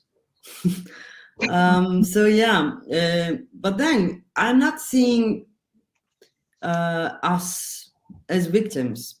And it is unfair to these countries, especially for Russia. 30 years ago, when we go around and ask people, tell the first word that comes to you when we say Russia, say Dostoevsky, Tchaikovsky, Lenin, probably, whatever, but they would tell other names. And now it feels like in that West land, there is only one person living, and that is Putin. We are represented in the media as exiles or dissidents, so on and so forth, and that makes our existence connected to these dictators, and these dictators do not deserve to be the symbols of our countries. Neither Orban, nor Putin, nor Erdogan can be the face of these countries. It is unjust to think that. So for me now, face of Russia is Irina, and face of Hungary is Georgi. And we have to insist on this because it feels like they invade too much space, and there is no space for us in this picture of our countries. I think we have to show up more to tell that it's not them, it is us who represent our people. Well, I have always had to explain my jokes, but that's probably because of the quality of my jokes. So that's a different type of experience, but I think I understand what you're referring to. And also, in our conversations, this sort of turns of language that you can never employ anymore in a conversation. I think part of the problem here, and it's going to affect Irina as well, and Jörg has experienced that, I think, probably at least in part when working abroad or working for media not based in Hungary, that the exile has this like thousands of years of literary tradition, which is something that we learn, that's like part of the curriculum. You don't read Ovid, but you learn about Ovid, obviously, right? And you learn about all these famous exiles who sort of display a certain pattern. And that's very easy to identify. It's much harder to identify the similarities with someone that you don't want to be in the same place with. And yet we see it with a lot of media professionals, writers, artists, that when they are displaced, and they are displaced because they want to stick to their profession, they want to stick to their work, so they choose another venue. They do become somehow the voice that is supposed to represent everything else outside of their country, right? You are supposed to represent everything that's not Erdogan or Putin or Orban, or, however we go about this. But that puts an extreme weight on everything that you say. However, that's also the lifeline as a media professional, to talk about your own country, be a correspondent from somewhere. I have been reading literature on exiles for years, since my childhood. And the worst thing that I published a book on, me and Andrei Soldatov, we published a book on political emigration a year ago. I called The Compatriots. It's about Russian political emigration and their complicated relationship with the Kremlin. But I'm still not feeling that I'm in exile. Maybe because I left Russia just eight months ago, so I don't have this sad feeling that I'm an immigrant or I'm an exile. And because I'm working on the new book, I still feel quite optimistic, and I got all materials for the book that I can get. I gathered all information for the book that I could in Russia, and it was the period that I have to find another part of information outside the country in the archives in the United States, in the archives in the United Kingdom, because the topic of the book it's about espionage, and the topic of the books, the heroes, they are present on the both sides, in Russia and on the West. So because of all these circumstances, I don't feel that I don't feel sad, and I don't feel I'm in exile. I feel bad about what's going on in Russia because many people was put under criminal investigation and some of them was sent to prison. That is the worst thing about Russia for me now. So I feel that I have to participate in their life more than I'm doing here. But that's a special situation because it can also be read like you did all the gathering of the information and the research, and now you're taking like a writer's retreat. Sort of, that's what a fellowship like this is supposed to do. So that's like a softer landing. And I understand why you don't feel this like sudden impact, but maybe it also has to do with what Etche says, that this experience of the exile from within is very different from what is shown to the outside world or how the outside world actually understands it. Because there's very little heroism in the everydays. And O'Doherty, in his article titled "The Europeans," cites a writer, we'll add the link here in the show notes, who says that it's lovely that the French colleagues who are surrounding me ask me about how I'm doing and what my hopes are for my country, but nobody ever asks me about whether I have money for lunch. And I understand that this is a very tangible problem, but I think it appears all the time when you face these like very existential and not very intellectual problems. It might just change the view. But Jörg, you are used to jumping borders. You have also worked for Radio Patria, the Hungarian channel of the Slovakian public broadcast. So you have worked in a publicity that's not necessarily the biggest mainstream for Hungarian speakers. I don't know how that compares to this current situation that you explained, that you feel encapsulated in a bubble. Of course, Slovakian publicity is very different to the Hungarian right now.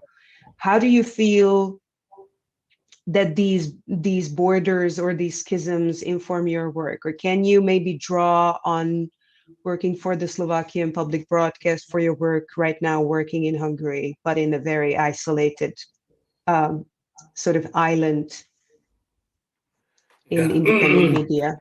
The Slovakian media landscape is really different, differs from the Hungarian. For example, that in Hungary, the biggest advertiser is the state. I think it's unique everywhere. That is the way to found the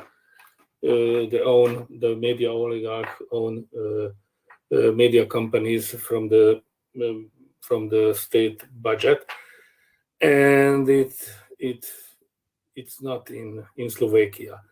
But I work for the Hungarian department of the public service media of Slovakia. And because there are a lot of Hungarian minority community in neighboring countries, so the media consuming of the Hungarians abroad and in Hungary is almost the same.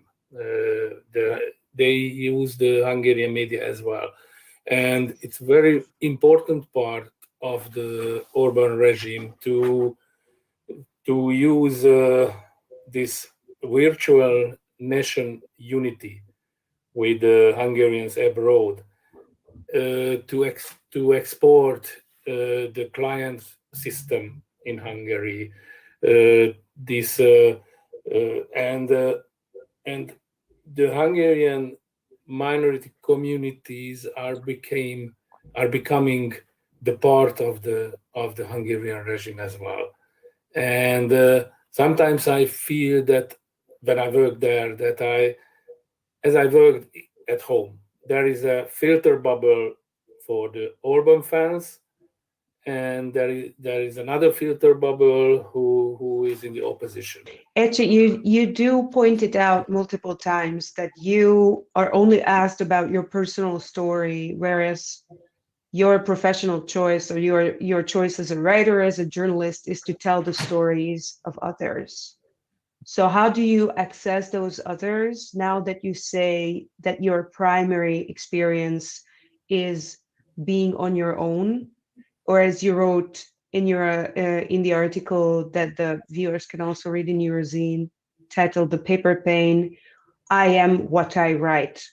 How do you approach others? I trespass this boundary by telling them their stories. As they ask my story, I answer them with their own story, so that they know what we are going through in the world in several countries is exactly the same.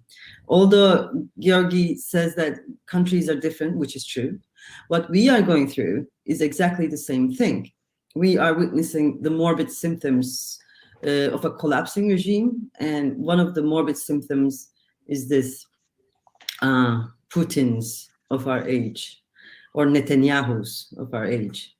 We are all suffering from the same rising right-wing populism or this new form of fascism. So I start telling their stories to them, and this is why I wrote How to Lose a Country, 7 Steps from Democracy to Dictatorship. And in the beginning of that book, I actually told a story which tells a lot about this, telling them their story. I wrote another book before, How to Lose a Country, Turkey, Insane and Melancholy, and I was talking about that in London, in Frontline Club.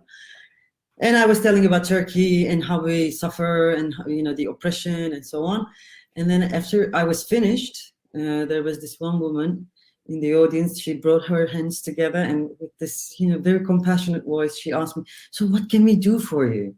And suddenly I felt like a baby panda that's going to be adopted via website. Like, so I said, like, you know what? Actually, the question is, what can I do for you?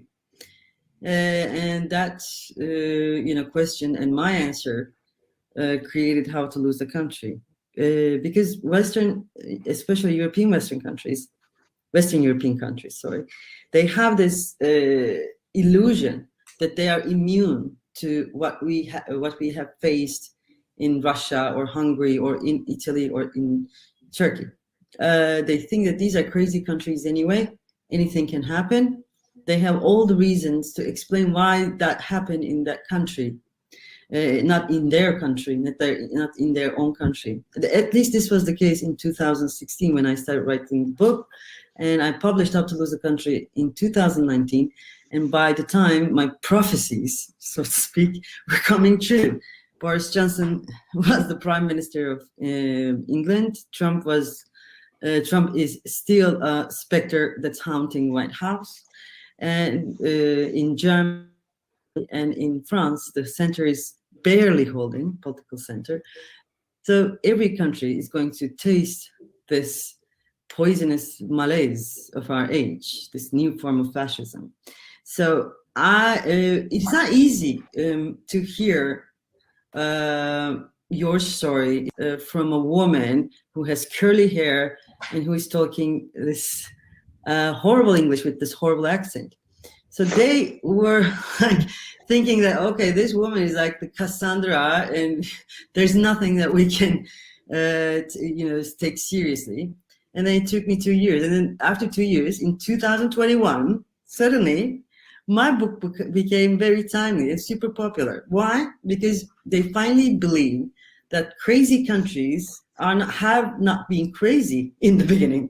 It was this wave of new form of fascism that we experienced earlier than the Western European countries that made us look crazy. So yeah, how do I tell their stories? Although they ask about my story, only a very few people are truly interested in our stories. Otherwise, it's just a topic in one of those cocktail parties or 5 o'clock tea, subjects in Oxford University meetings. Otherwise, they do not follow what's happening in our countries. But I do follow theirs. I follow their countries very carefully and very closely. one of the things that is interesting about our countries, Hungary, Russia, and Turkey, they are not easily accessible. The psyche of the country, the zeitgeist in the country, the political status of the country, several other things. There's too complicated for a Westerner. Whereas we know their language and we can access easier. So actually, this is also a remedy for my against the fact that I am forced to tell my story only. It's just like a offensive way of no, I would say offensive, proactive way of being a writer in this situation, not to be confined to my own story or my country's story. I don't know what to say. It is just quite sad, and I'm happy to hear that your book was popular. Isn't this a way to find a new audience and to find your new voice? Yes, in a way, but then no, because I started writing in English. This is the thing I didn't say. I forgot to say that. I immigrated to another language as well.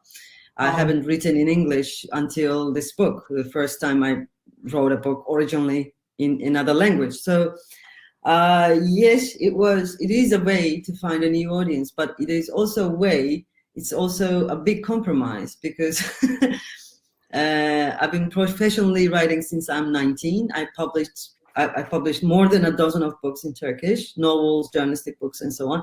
But then this time, when How to Lose a Country was out, I felt like, okay, this is not my book, because it's edited, it's in another language, it feels weird.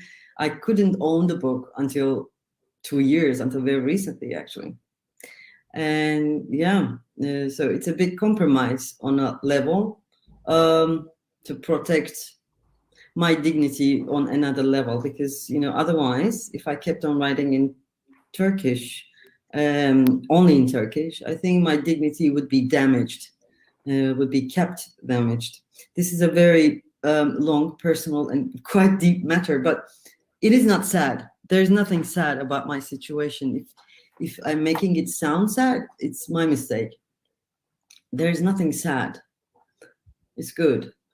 I am still. I were, I am, and I will be. My situation is completely different from you, because I wrote in English. All my books was written in English, even when I lived in Russia, because we didn't have a publisher in our country. Me and my co-author Andrei Soldatov, we didn't have publisher in Russia because people were afraid to publish such books like about the FSB, or about the Kremlin's wars on the internet, or political emigration. Most of them were killed by the Kremlin. And so we invented a way to publish our book on the West, and then in a year or when some time passed, Russian publisher could publish a translation of the book that was already published in the West. And in this situation, they don't need to pay legal risks, because this is only a translation. This is not the real thing. So but isn't that like the classic samizdat route? Like have it published abroad and then brought back into the country? That sounds exactly 1970s, right? But back then they wrote their books in Russian. That's true. Okay, you're right. You got me. They need to rewrite them in Russian, in their native language once again, as we did. Sure. It's very complicated, but this is the way how to transfer your information to your audience in the country. That is correct, and it is very ironic, and that is the sad part, actually. One, How to Lose a Country is not published in Turkey because of political reasons, but the new book will be published, my new book, and now I'm not going to translate, but somebody will translate me to my mother tongue, and it won't be my Turkish, and I will have to rewrite the entire translation. Whereas I could have written it in Turkish in the first place, but then things work in a funny way nowadays. Yeah. Yeah. I don't know if you do teach or train or deal with young professionals, but I do know that Judge does and has for years and years. I do wonder what kind of advice you have for people starting in your professions, both in journalism and in literature. And what kind of perspective do you have for them? Do you think it's like a completely different generation who's going to find a catch, or is it a lost generation? How do you approach this? I don't like to talk about generation differences, but if you read the media theory, that you can realize that it's a real different generation. But I think it's not depending on generation, because I always, not always, but a lot of times thinking about what was our fault, that I mean the media, that our regime, mostly Hungary, could reach this situation, this authoritarian regime. So, and one of the faults of the media that we didn't realize that we are insisting insisting on the watchdog function of the media, or the most of the people consume media for entertainment, and this is, I think, is much stronger than before, than 20 or 30 years ago, and we have no answer for it. Although most of our media contents has try to get as big reach as possible, so we didn't think about our gatekeeper role, and now we are running after our audience, and try to get as big as many minutes from their time as possible. It's a terrible way, but this new generation is socialized for this way of working, and it's not mine. And I think in the last, I have a lot of young colleagues, but formally I didn't teach in a university. So I finished it 2008, I think, and I can realize that the generation who came to the media department of ELTE University, the biggest, most serious university in Hungary in human faculties, and more than the half never read any political contents, and it's a really it needs a really other role model than mine for the journalistic. So it's it's very different to realize, to accept that we are in a minority now, not because of the way of journalism, but in Hungary, because you can realize that you are a minority in the face of the freedom, and it's very difficult to accept this feeling that you are a minority, and your aim about committing to human rights and checks and balances and rule of law, it's not principles of the majority of the society, and it's a very difficult to live with this for me. Right now, that's not the best moment to start a journalistic career in Russia. But I am sure that it will change soon. So for new generations, it's both. For on the one side, it's much easier to start your career, and it's also harder.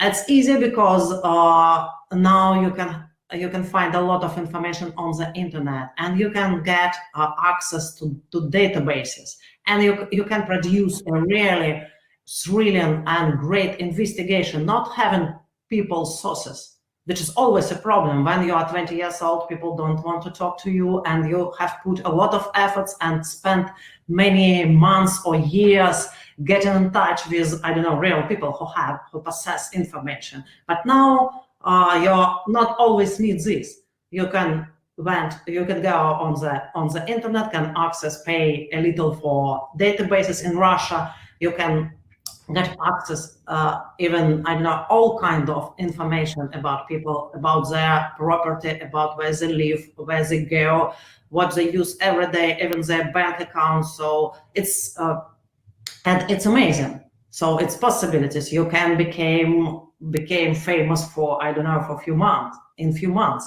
But on the other side, it's harder because it's not only happening in Russia, it's happening across the world. Journalism has much less money than it was in the 80s and in the 90s, when media was on the rise. And to get assignment on abroad to go to the war conflict, it's getting more and more difficult because lack of money. And that's where we journalists get our experience, our real experience. And so let's see what's happened. But I still see a lot of opportunities for young journalists. It's interesting job, and that's only advantages of this job. You have never been bored. You will never be bored. What Georgi said is resonated with me, because I've been through the harshest apprentice-master relation when I got into journalism. For 3 years, they didn't even put my name on my stories. I was non-existent. So I came from that kind of tradition where they break you, then they reconstruct you.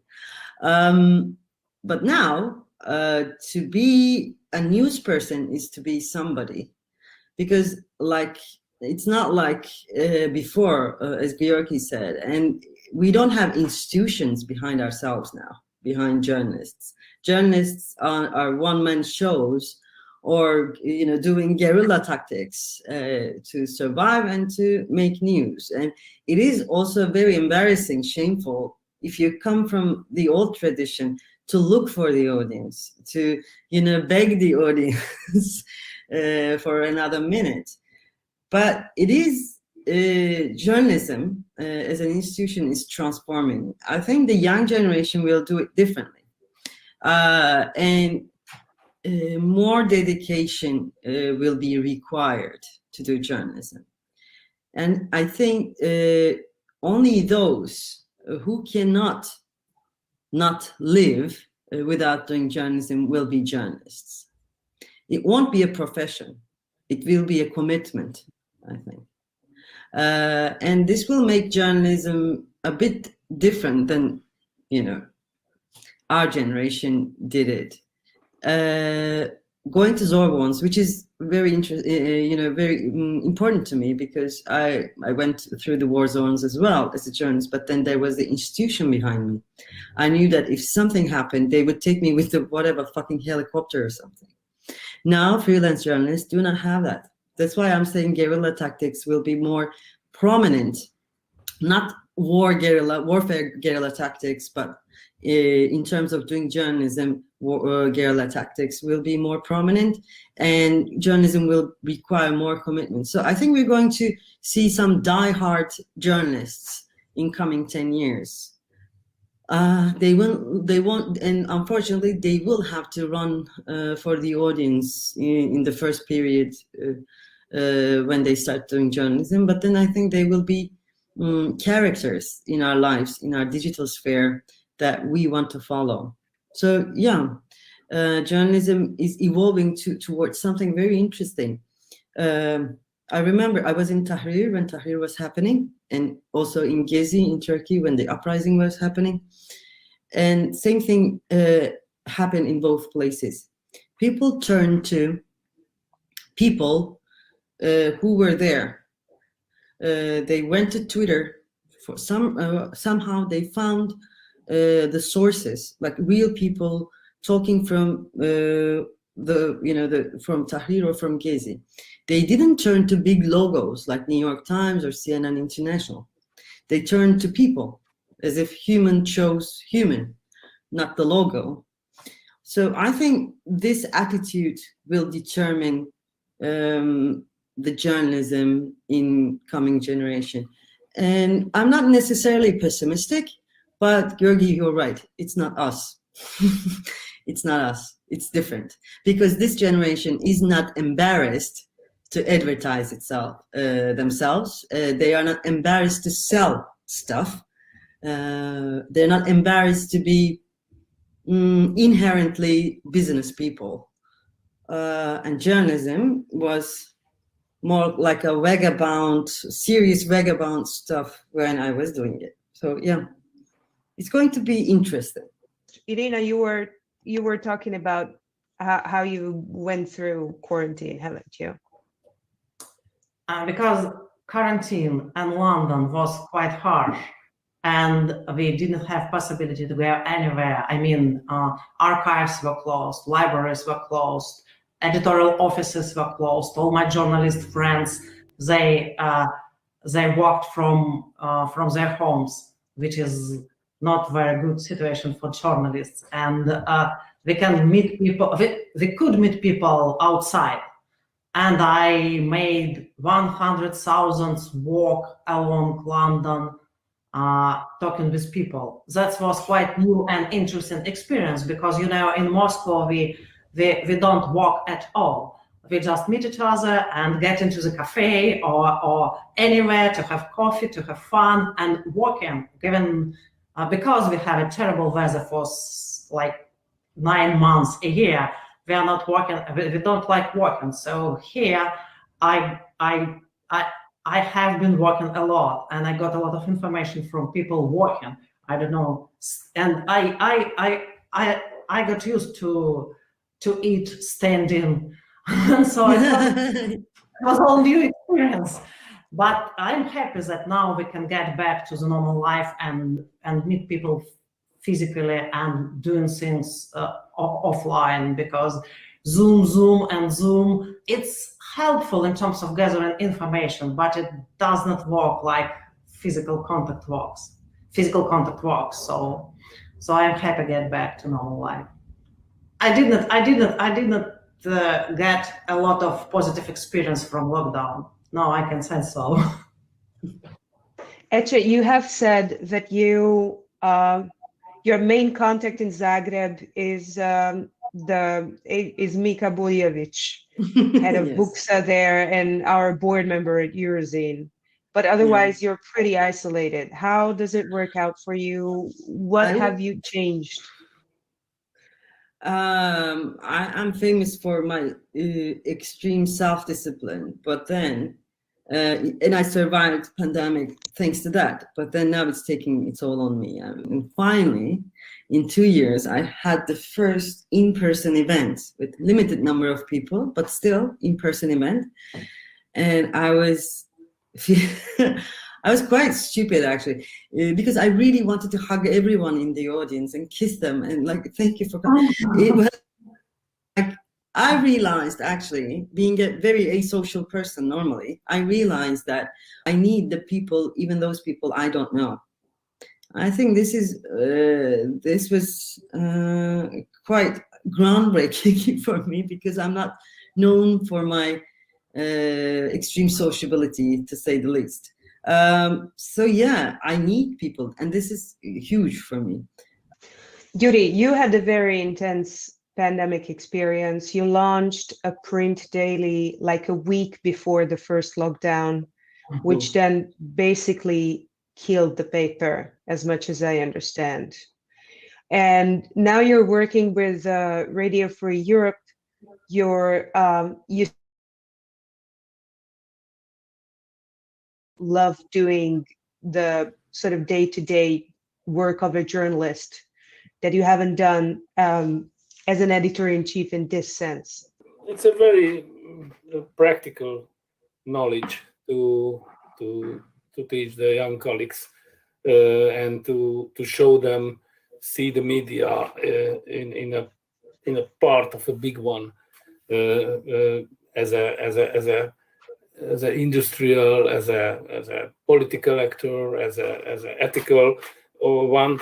But I don't want to change anything. What was a big surprise for me that after the pandemic, I think nothing will change, and it's so our leaders, Erdogan, Putin, and Orban, are the great players of the political manipulations, and the pandemic and the lockdown is I know quite well Orban's political practice that is flourished. So there was a terrible situation for all the community, and dividing became strengthened, became the borders between the political camps, political and cultural camps, became taller and tougher during the pandemic. So it was I think everything will go on in the same way, and I'm not so enthusiastic because of this. Now we switch from this conversation to the live questions and answers. The speakers are going to react to your comments you have already written below the stream, and you can still ask them or comment on the conversation right now.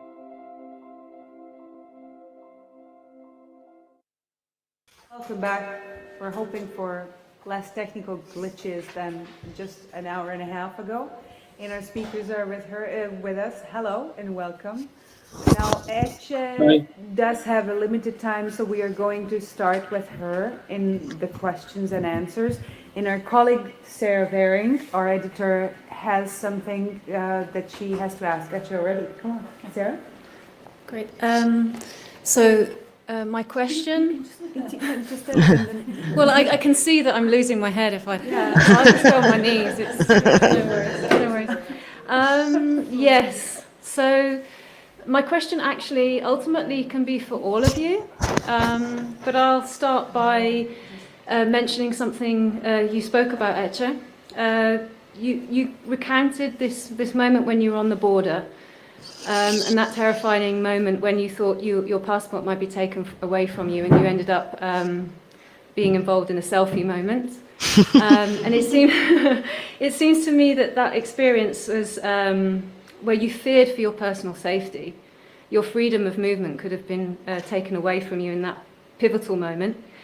So what I wanted to ask were, once you've reached that point, and it will be the same for you, Irina, when you have to move to London for your personal safety, what are the professional or even personal coping mechanisms that you employ? What for younger journalists out there, those diehards that we're going to need, what can you suggest to them as your means of coping? There is nothing that I can advise the young journalists, and I hope nobody will go through that to start with. By the way, I have to apologize for my time limitation. Sorry for that. It's my mistake in calculating the time, and thank you for making me priority in this case. The thing is, my only coping mechanism was to freeze my emotions for about 3 years, because emotions get in the way when you're trying to survive.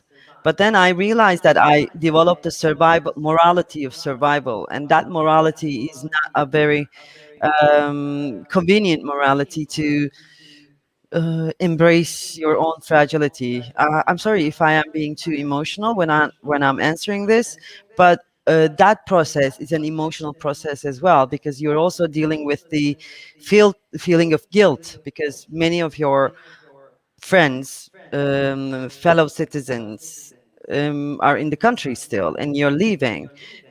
So, in order to deal with the personal emotions, I think the best thing is to stop the emotions for a while.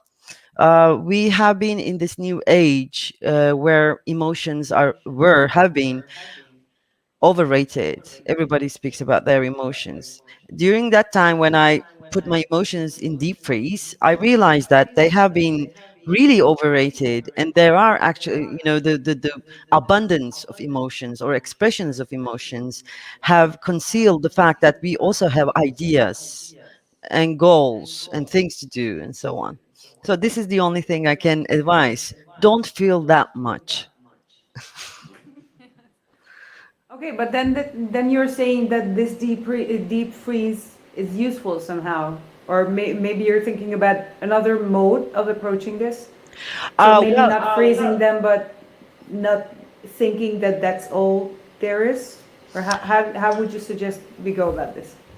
First of all, neither Irina nor me are the first people who are experiencing such a thing. So, what I did, especially first year when I was in Zagreb, I read a lot about those people who had to leave their countries and how they dealt with it, from Hannah Arendt to South African writers, several other exiles, and so on.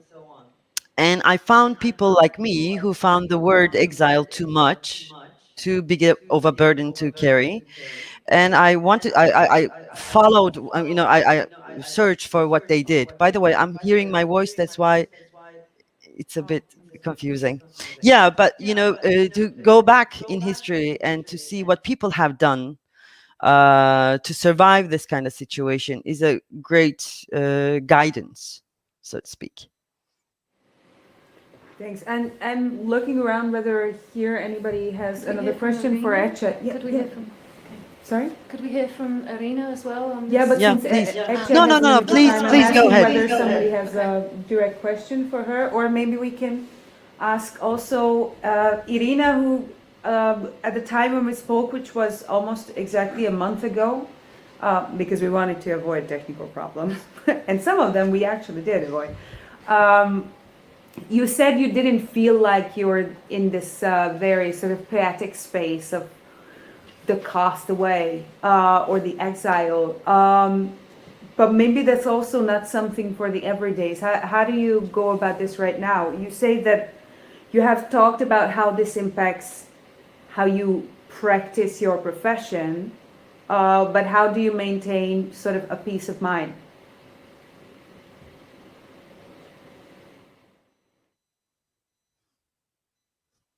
I think you're muted. Just a second. Oh, sorry. No. That should be better. It was an uneasy question because the situation I found out myself in London was unexpected to me because I have never meant to leave Russia and to immigrate from Russia. So I wasn't prepared. And because it was a COVID isolation period for 6 months, it also wasn't very helpful. But at the same time, because I already had a proposal for the new book, and I did all research for this book that I could do in Russia, and I finished the research that I had to do in Russia.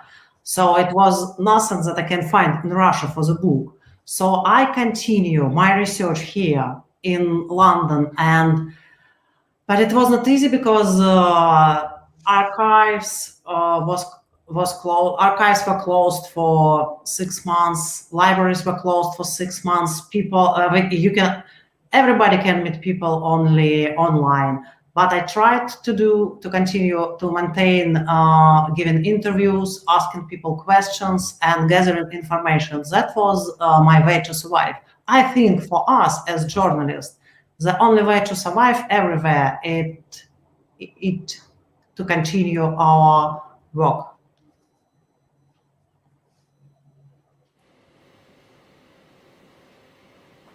Yeah, thank you. I also see that we have a question coming in the comments, asking Georg, Freunde Thaler is asking Georg, you mentioned that most Hungarians no longer believe in freedom, democracy, etc.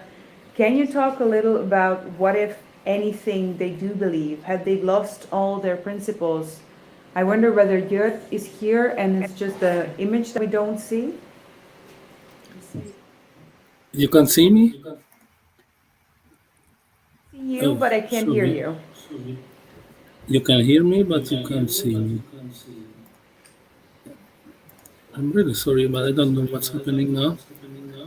Never mind, but we're hearing you, so Okay. maybe it's fine like Sorry. this. So I'm not a political scientist or a social psychologist, but according to comparative European values studies, the Hungarian is the most individualistic nation in Europe. So the Hungarians are always looking for the private, the solving the problems in a private way, not with cooperative way.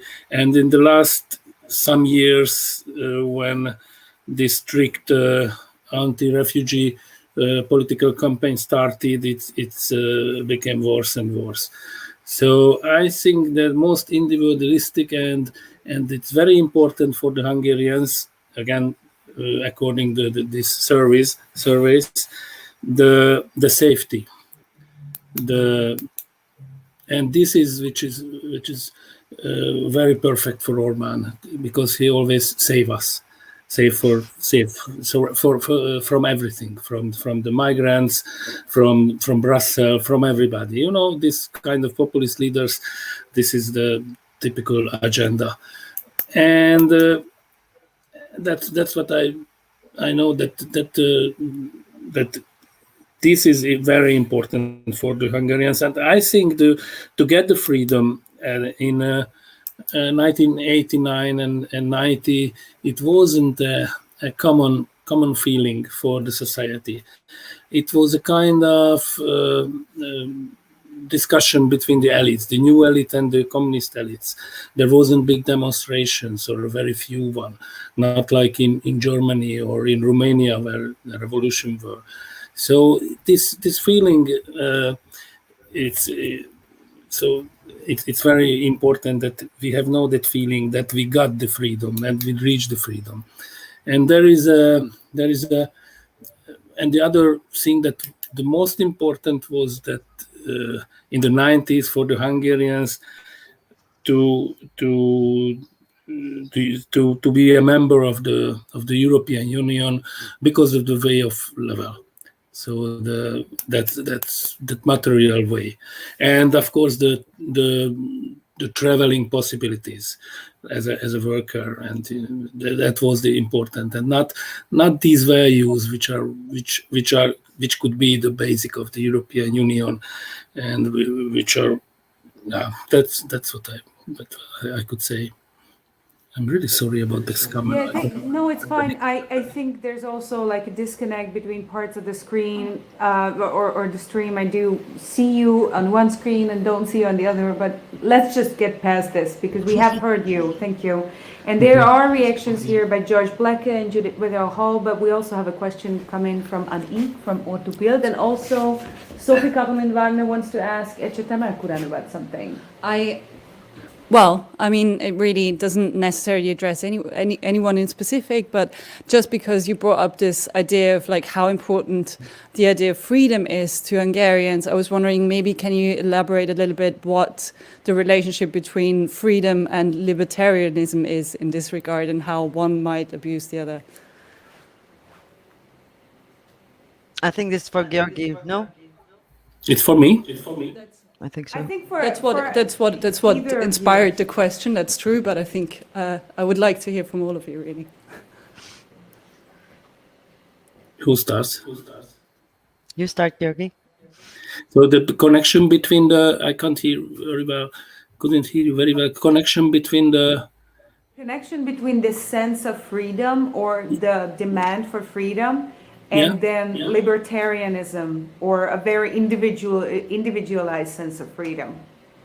Whether you see this is, sort of a problematized part. Whether you see this as true, that some analysts bring up, that it's very individual. You also mentioned this. Or whether it's not individual freedom that's the problem. Am I Yeah, interpreting it's not. It's become deeper and deeper, and I'm not a scientist, but the individualism is not like the liberal, not the meaning of the liberalism. So the individualistic, it's the opposite of what I wanted to say. It's the opposite of the solidarity.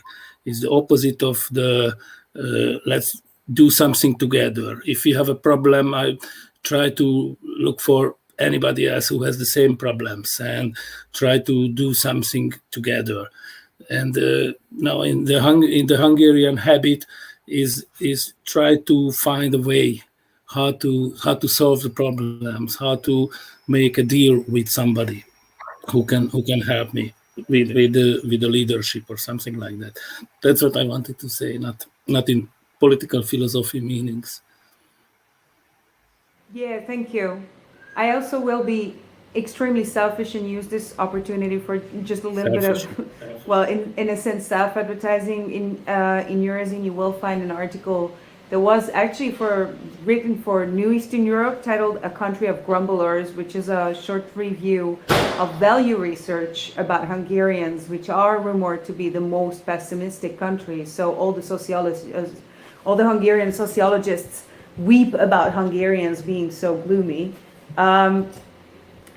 Contradiction in terms. But beside A Country of Grumblers, which I hope my colleagues maybe can put the link on the screen, there is a question which I think will be interesting both for Ece and Irina. And this is from Anne from Ordu Bild in Gothenburg.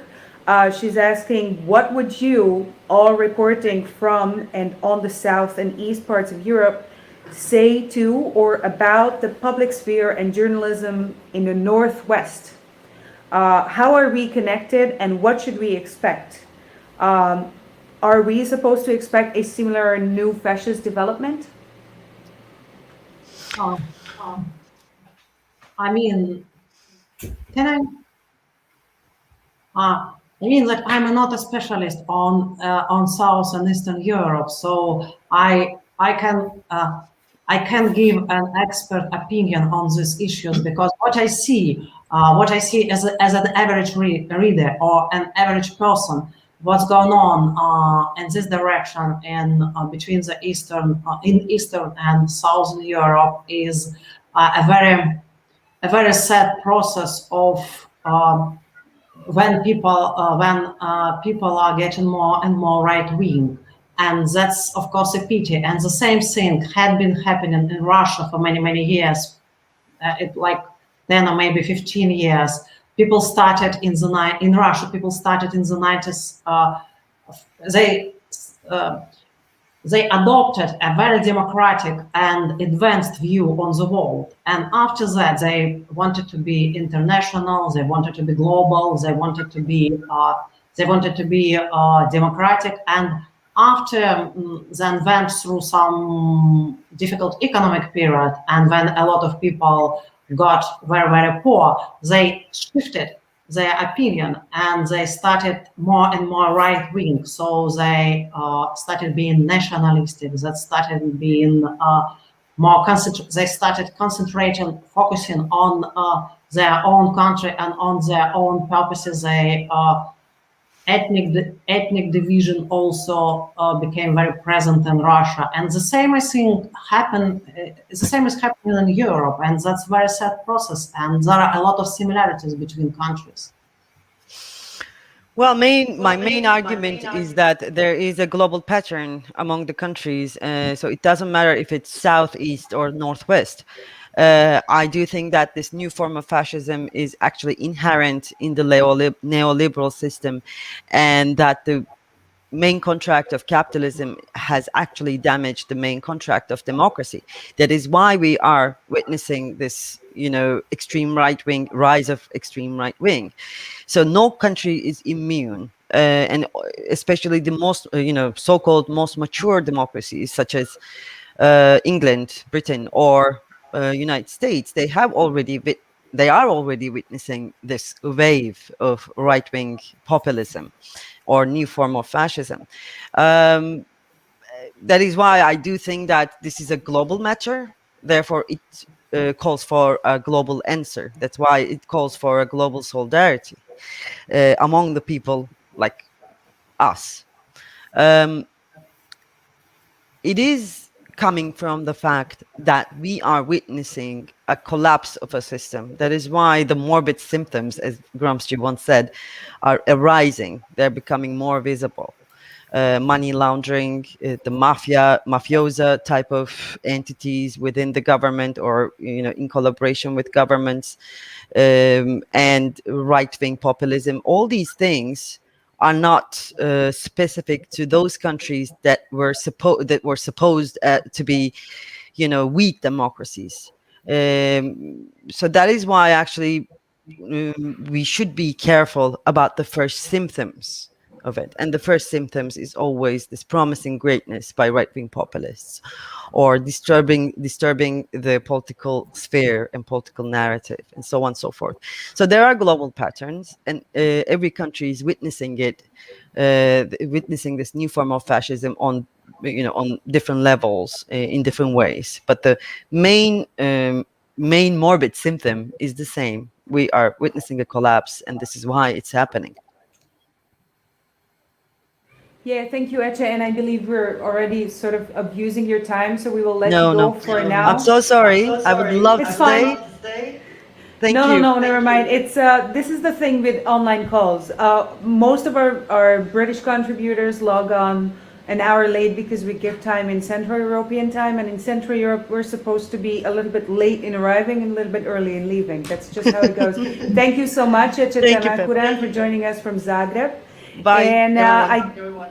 I do have a question for Irina and Jörg, which is a little bit also more into the psyche of a media worker. I understand that neither of you really likes to talk about yourselves, and I respect that. We all respect that. Nevertheless, there's a bunch of editors and journalists over here and in Berlin and in Wrocław, and probably also watching the stream.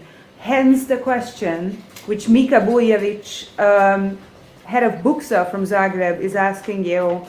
I was wondering if any of you could count on solidarity from your colleagues, whether in your own countries or internationally, and in what form this solidarity was expressed. Maybe this can be first addressed to Irina, who, in a reverse form, I guess, what happened with Project, the raids on the well, I guess the homes and not even the offices of the journalists of the Russian outlet Project, who were promising to publish the results of a big investigation, just happened this week. Hard drives and all sorts of equipment confiscated, also phones and stuff. So I guess that also calls for a response from you, at least personally, but also collegially. What is your connection? Can you support your colleagues in a similar situation? Do you get support from your colleagues? Who can you count on to cope personally? Yes. I can rely on these people, and these people can rely on me. Roman Badanin, I have to explain that Roman Badanin is a chief editor-in-chief of investigative website called Project, which means project. And recently his home was searched, and his home was searched, and he was accused in libel against one businessman. But his investigation, his and his colleagues' investigation which caused all these problems. But frankly speaking, they published a lot of very, very sensitive investigations into Russian officials, top officials, and security services corruption. And the last one was was investigation into enormous wealth of the Russian Interior Minister Kolokoltsov. And it was published despite what's happened. And the situation in Russia is that liberal, independent, and a democratic journalist. There are not a lot of us. It's like maybe 5 or 3% of all journalists in the country. So we all know in Moscow and in St. Petersburg, at least, we all know each other. We closely, to some extent, we cooperate with each other. We support each other. We know, we follow news about each other. We advise each other on, we give advice each other on issues, such issues like security and investigations, information gathering. So there is a close community, and we all know each other. So there is no problem between us. There is a solidarity, but the problem is that we can do a lot for each other because we are not in the strongest position right now. So we have to continue our job and our investigations, and everybody try to do this, try to do the best. And we believe in each other, we trust each other. Yes, that's a good thing. Yeah, thank you.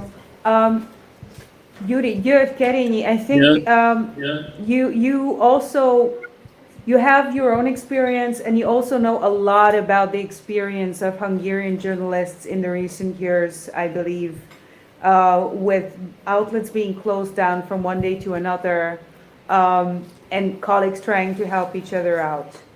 How do you say that solidarity is very foreign from sort of like the initial cultural reflex or the zeitgeist that you sense in Hungary? Do you still see solidarity among colleagues? And how does that manifest? Can you count on someone to care for you? I'm really sorry that it's so negative today. But I have a lot of problem with this solidarity. There is so there are a lot of examples for this. For example, the first, when it happened with me as well. If you are a leader of a so-called independent medium, and you can feel the hand of the power, you can feel that the Fidesz is closing, using the owner for this. And in that time, I always quit in the first or the second minute of this. But you always find somebody from the staff who is sitting in your chair. It's not happening with me only, it's happening everywhere. So, and they are independent. And after 1 or 2 years, it became the part of the Fidesz media empire. And the other, that if one medium have to be closed, for example, Népszabadság, it was the biggest daily in Hungary, or the last happening was the biggest online platform. It couldn't close, but it's really changed for a ruling party direction, and all of the editorial staff, 70 or 80%, quit in one moment, and they launched a new medium called Telex. So I saw that the other important big media companies, of course, they said they are they have solidarity with Index, but they were very, very glad to get the audience of the biggest Hungarian online platform. It's very important in that kind of business model, which is not crowdfunding, which is not paywall, which is the classical viewing commercial ads. And I saw that these companies, the competitors, are deeply glad that Index is over now. And there are little examples as well. If there is a press conference by the Orban or somebody from the government, and there are some independent mediums who are not allowed to go in, but the others always go in. So they are not solidarity that if he or they can come, they couldn't come, we won't go to your press conference as well. So it's nothing happening in Hungary, and I don't like it too much. Yeah, you don't have to excuse for yourself for being negative. We're Hungarians after all. I mean, György Csepeli is going to be so happy about this. But beside that almost silly but not quite so silly joke, we have Peter Kreko here, who is on a sort of intellectual retreat here in Vienna, and he has one comment to add. Peter Kreko is head of Political Capital, a think tank in Hungary. Come on over, and also a recurring author of Eurozines. Yeah, thank you, and thank you for this brilliant discussion. I could only, listen to the second part, but I think it is really substantial, and I'm listening to many bullshitting, Zoom meetings and discussions these days, and it is really refreshing. I would just have one comment and curious on what you think about that. Is that I think one reason for what György has just described is a kind of fatigue of emotions, fatigue of anger, fatigue of being in outrage because of what surrounds us, and solidarity fatigue as well. I mean, there are, I think, probably two options. Either you stay and you have to live with that, and Ece have just told that you have to freeze your emotions. It also means that you can't always feel solidarity towards everyone. You have to stop your emotions, or you leave, and then it's a different kind of game. But I mean, the big question for me here is that how to keep up the level of solidarity, the level of justified anger and outrage if you are staying in a country, or is it? I don't necessarily think it's evitable that there is a lack of solidarity after a while. Yeah, thank you, Peter. And I want to invoke an article that sometimes sort of haunts me. Irina, you have mentioned your recurring co-author and co-worker Andrei Soldatov, who wrote an article for Eurozine, which I will dig out from the archive and soon post the link to, about the first decade of the Russian internet and what kind of culture that brought about. And the expression Andrei uses in the article is nihilism, is the kind of is a moral stance when after a long period of sort of masquerade collectivism, when you were demanded to always think of the collective, but there was actually a cover-up for repression, many people opted for only going for their own individual needs. Do you think that just resonates, or I was just reminded of this in György's and Peter's comments.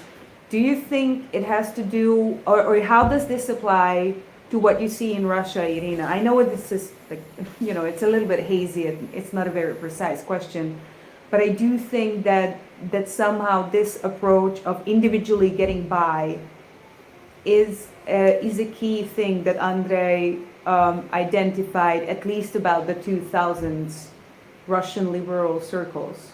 What do you think? Frankly speaking, I can't recollect this article published by Andrei. When it is published?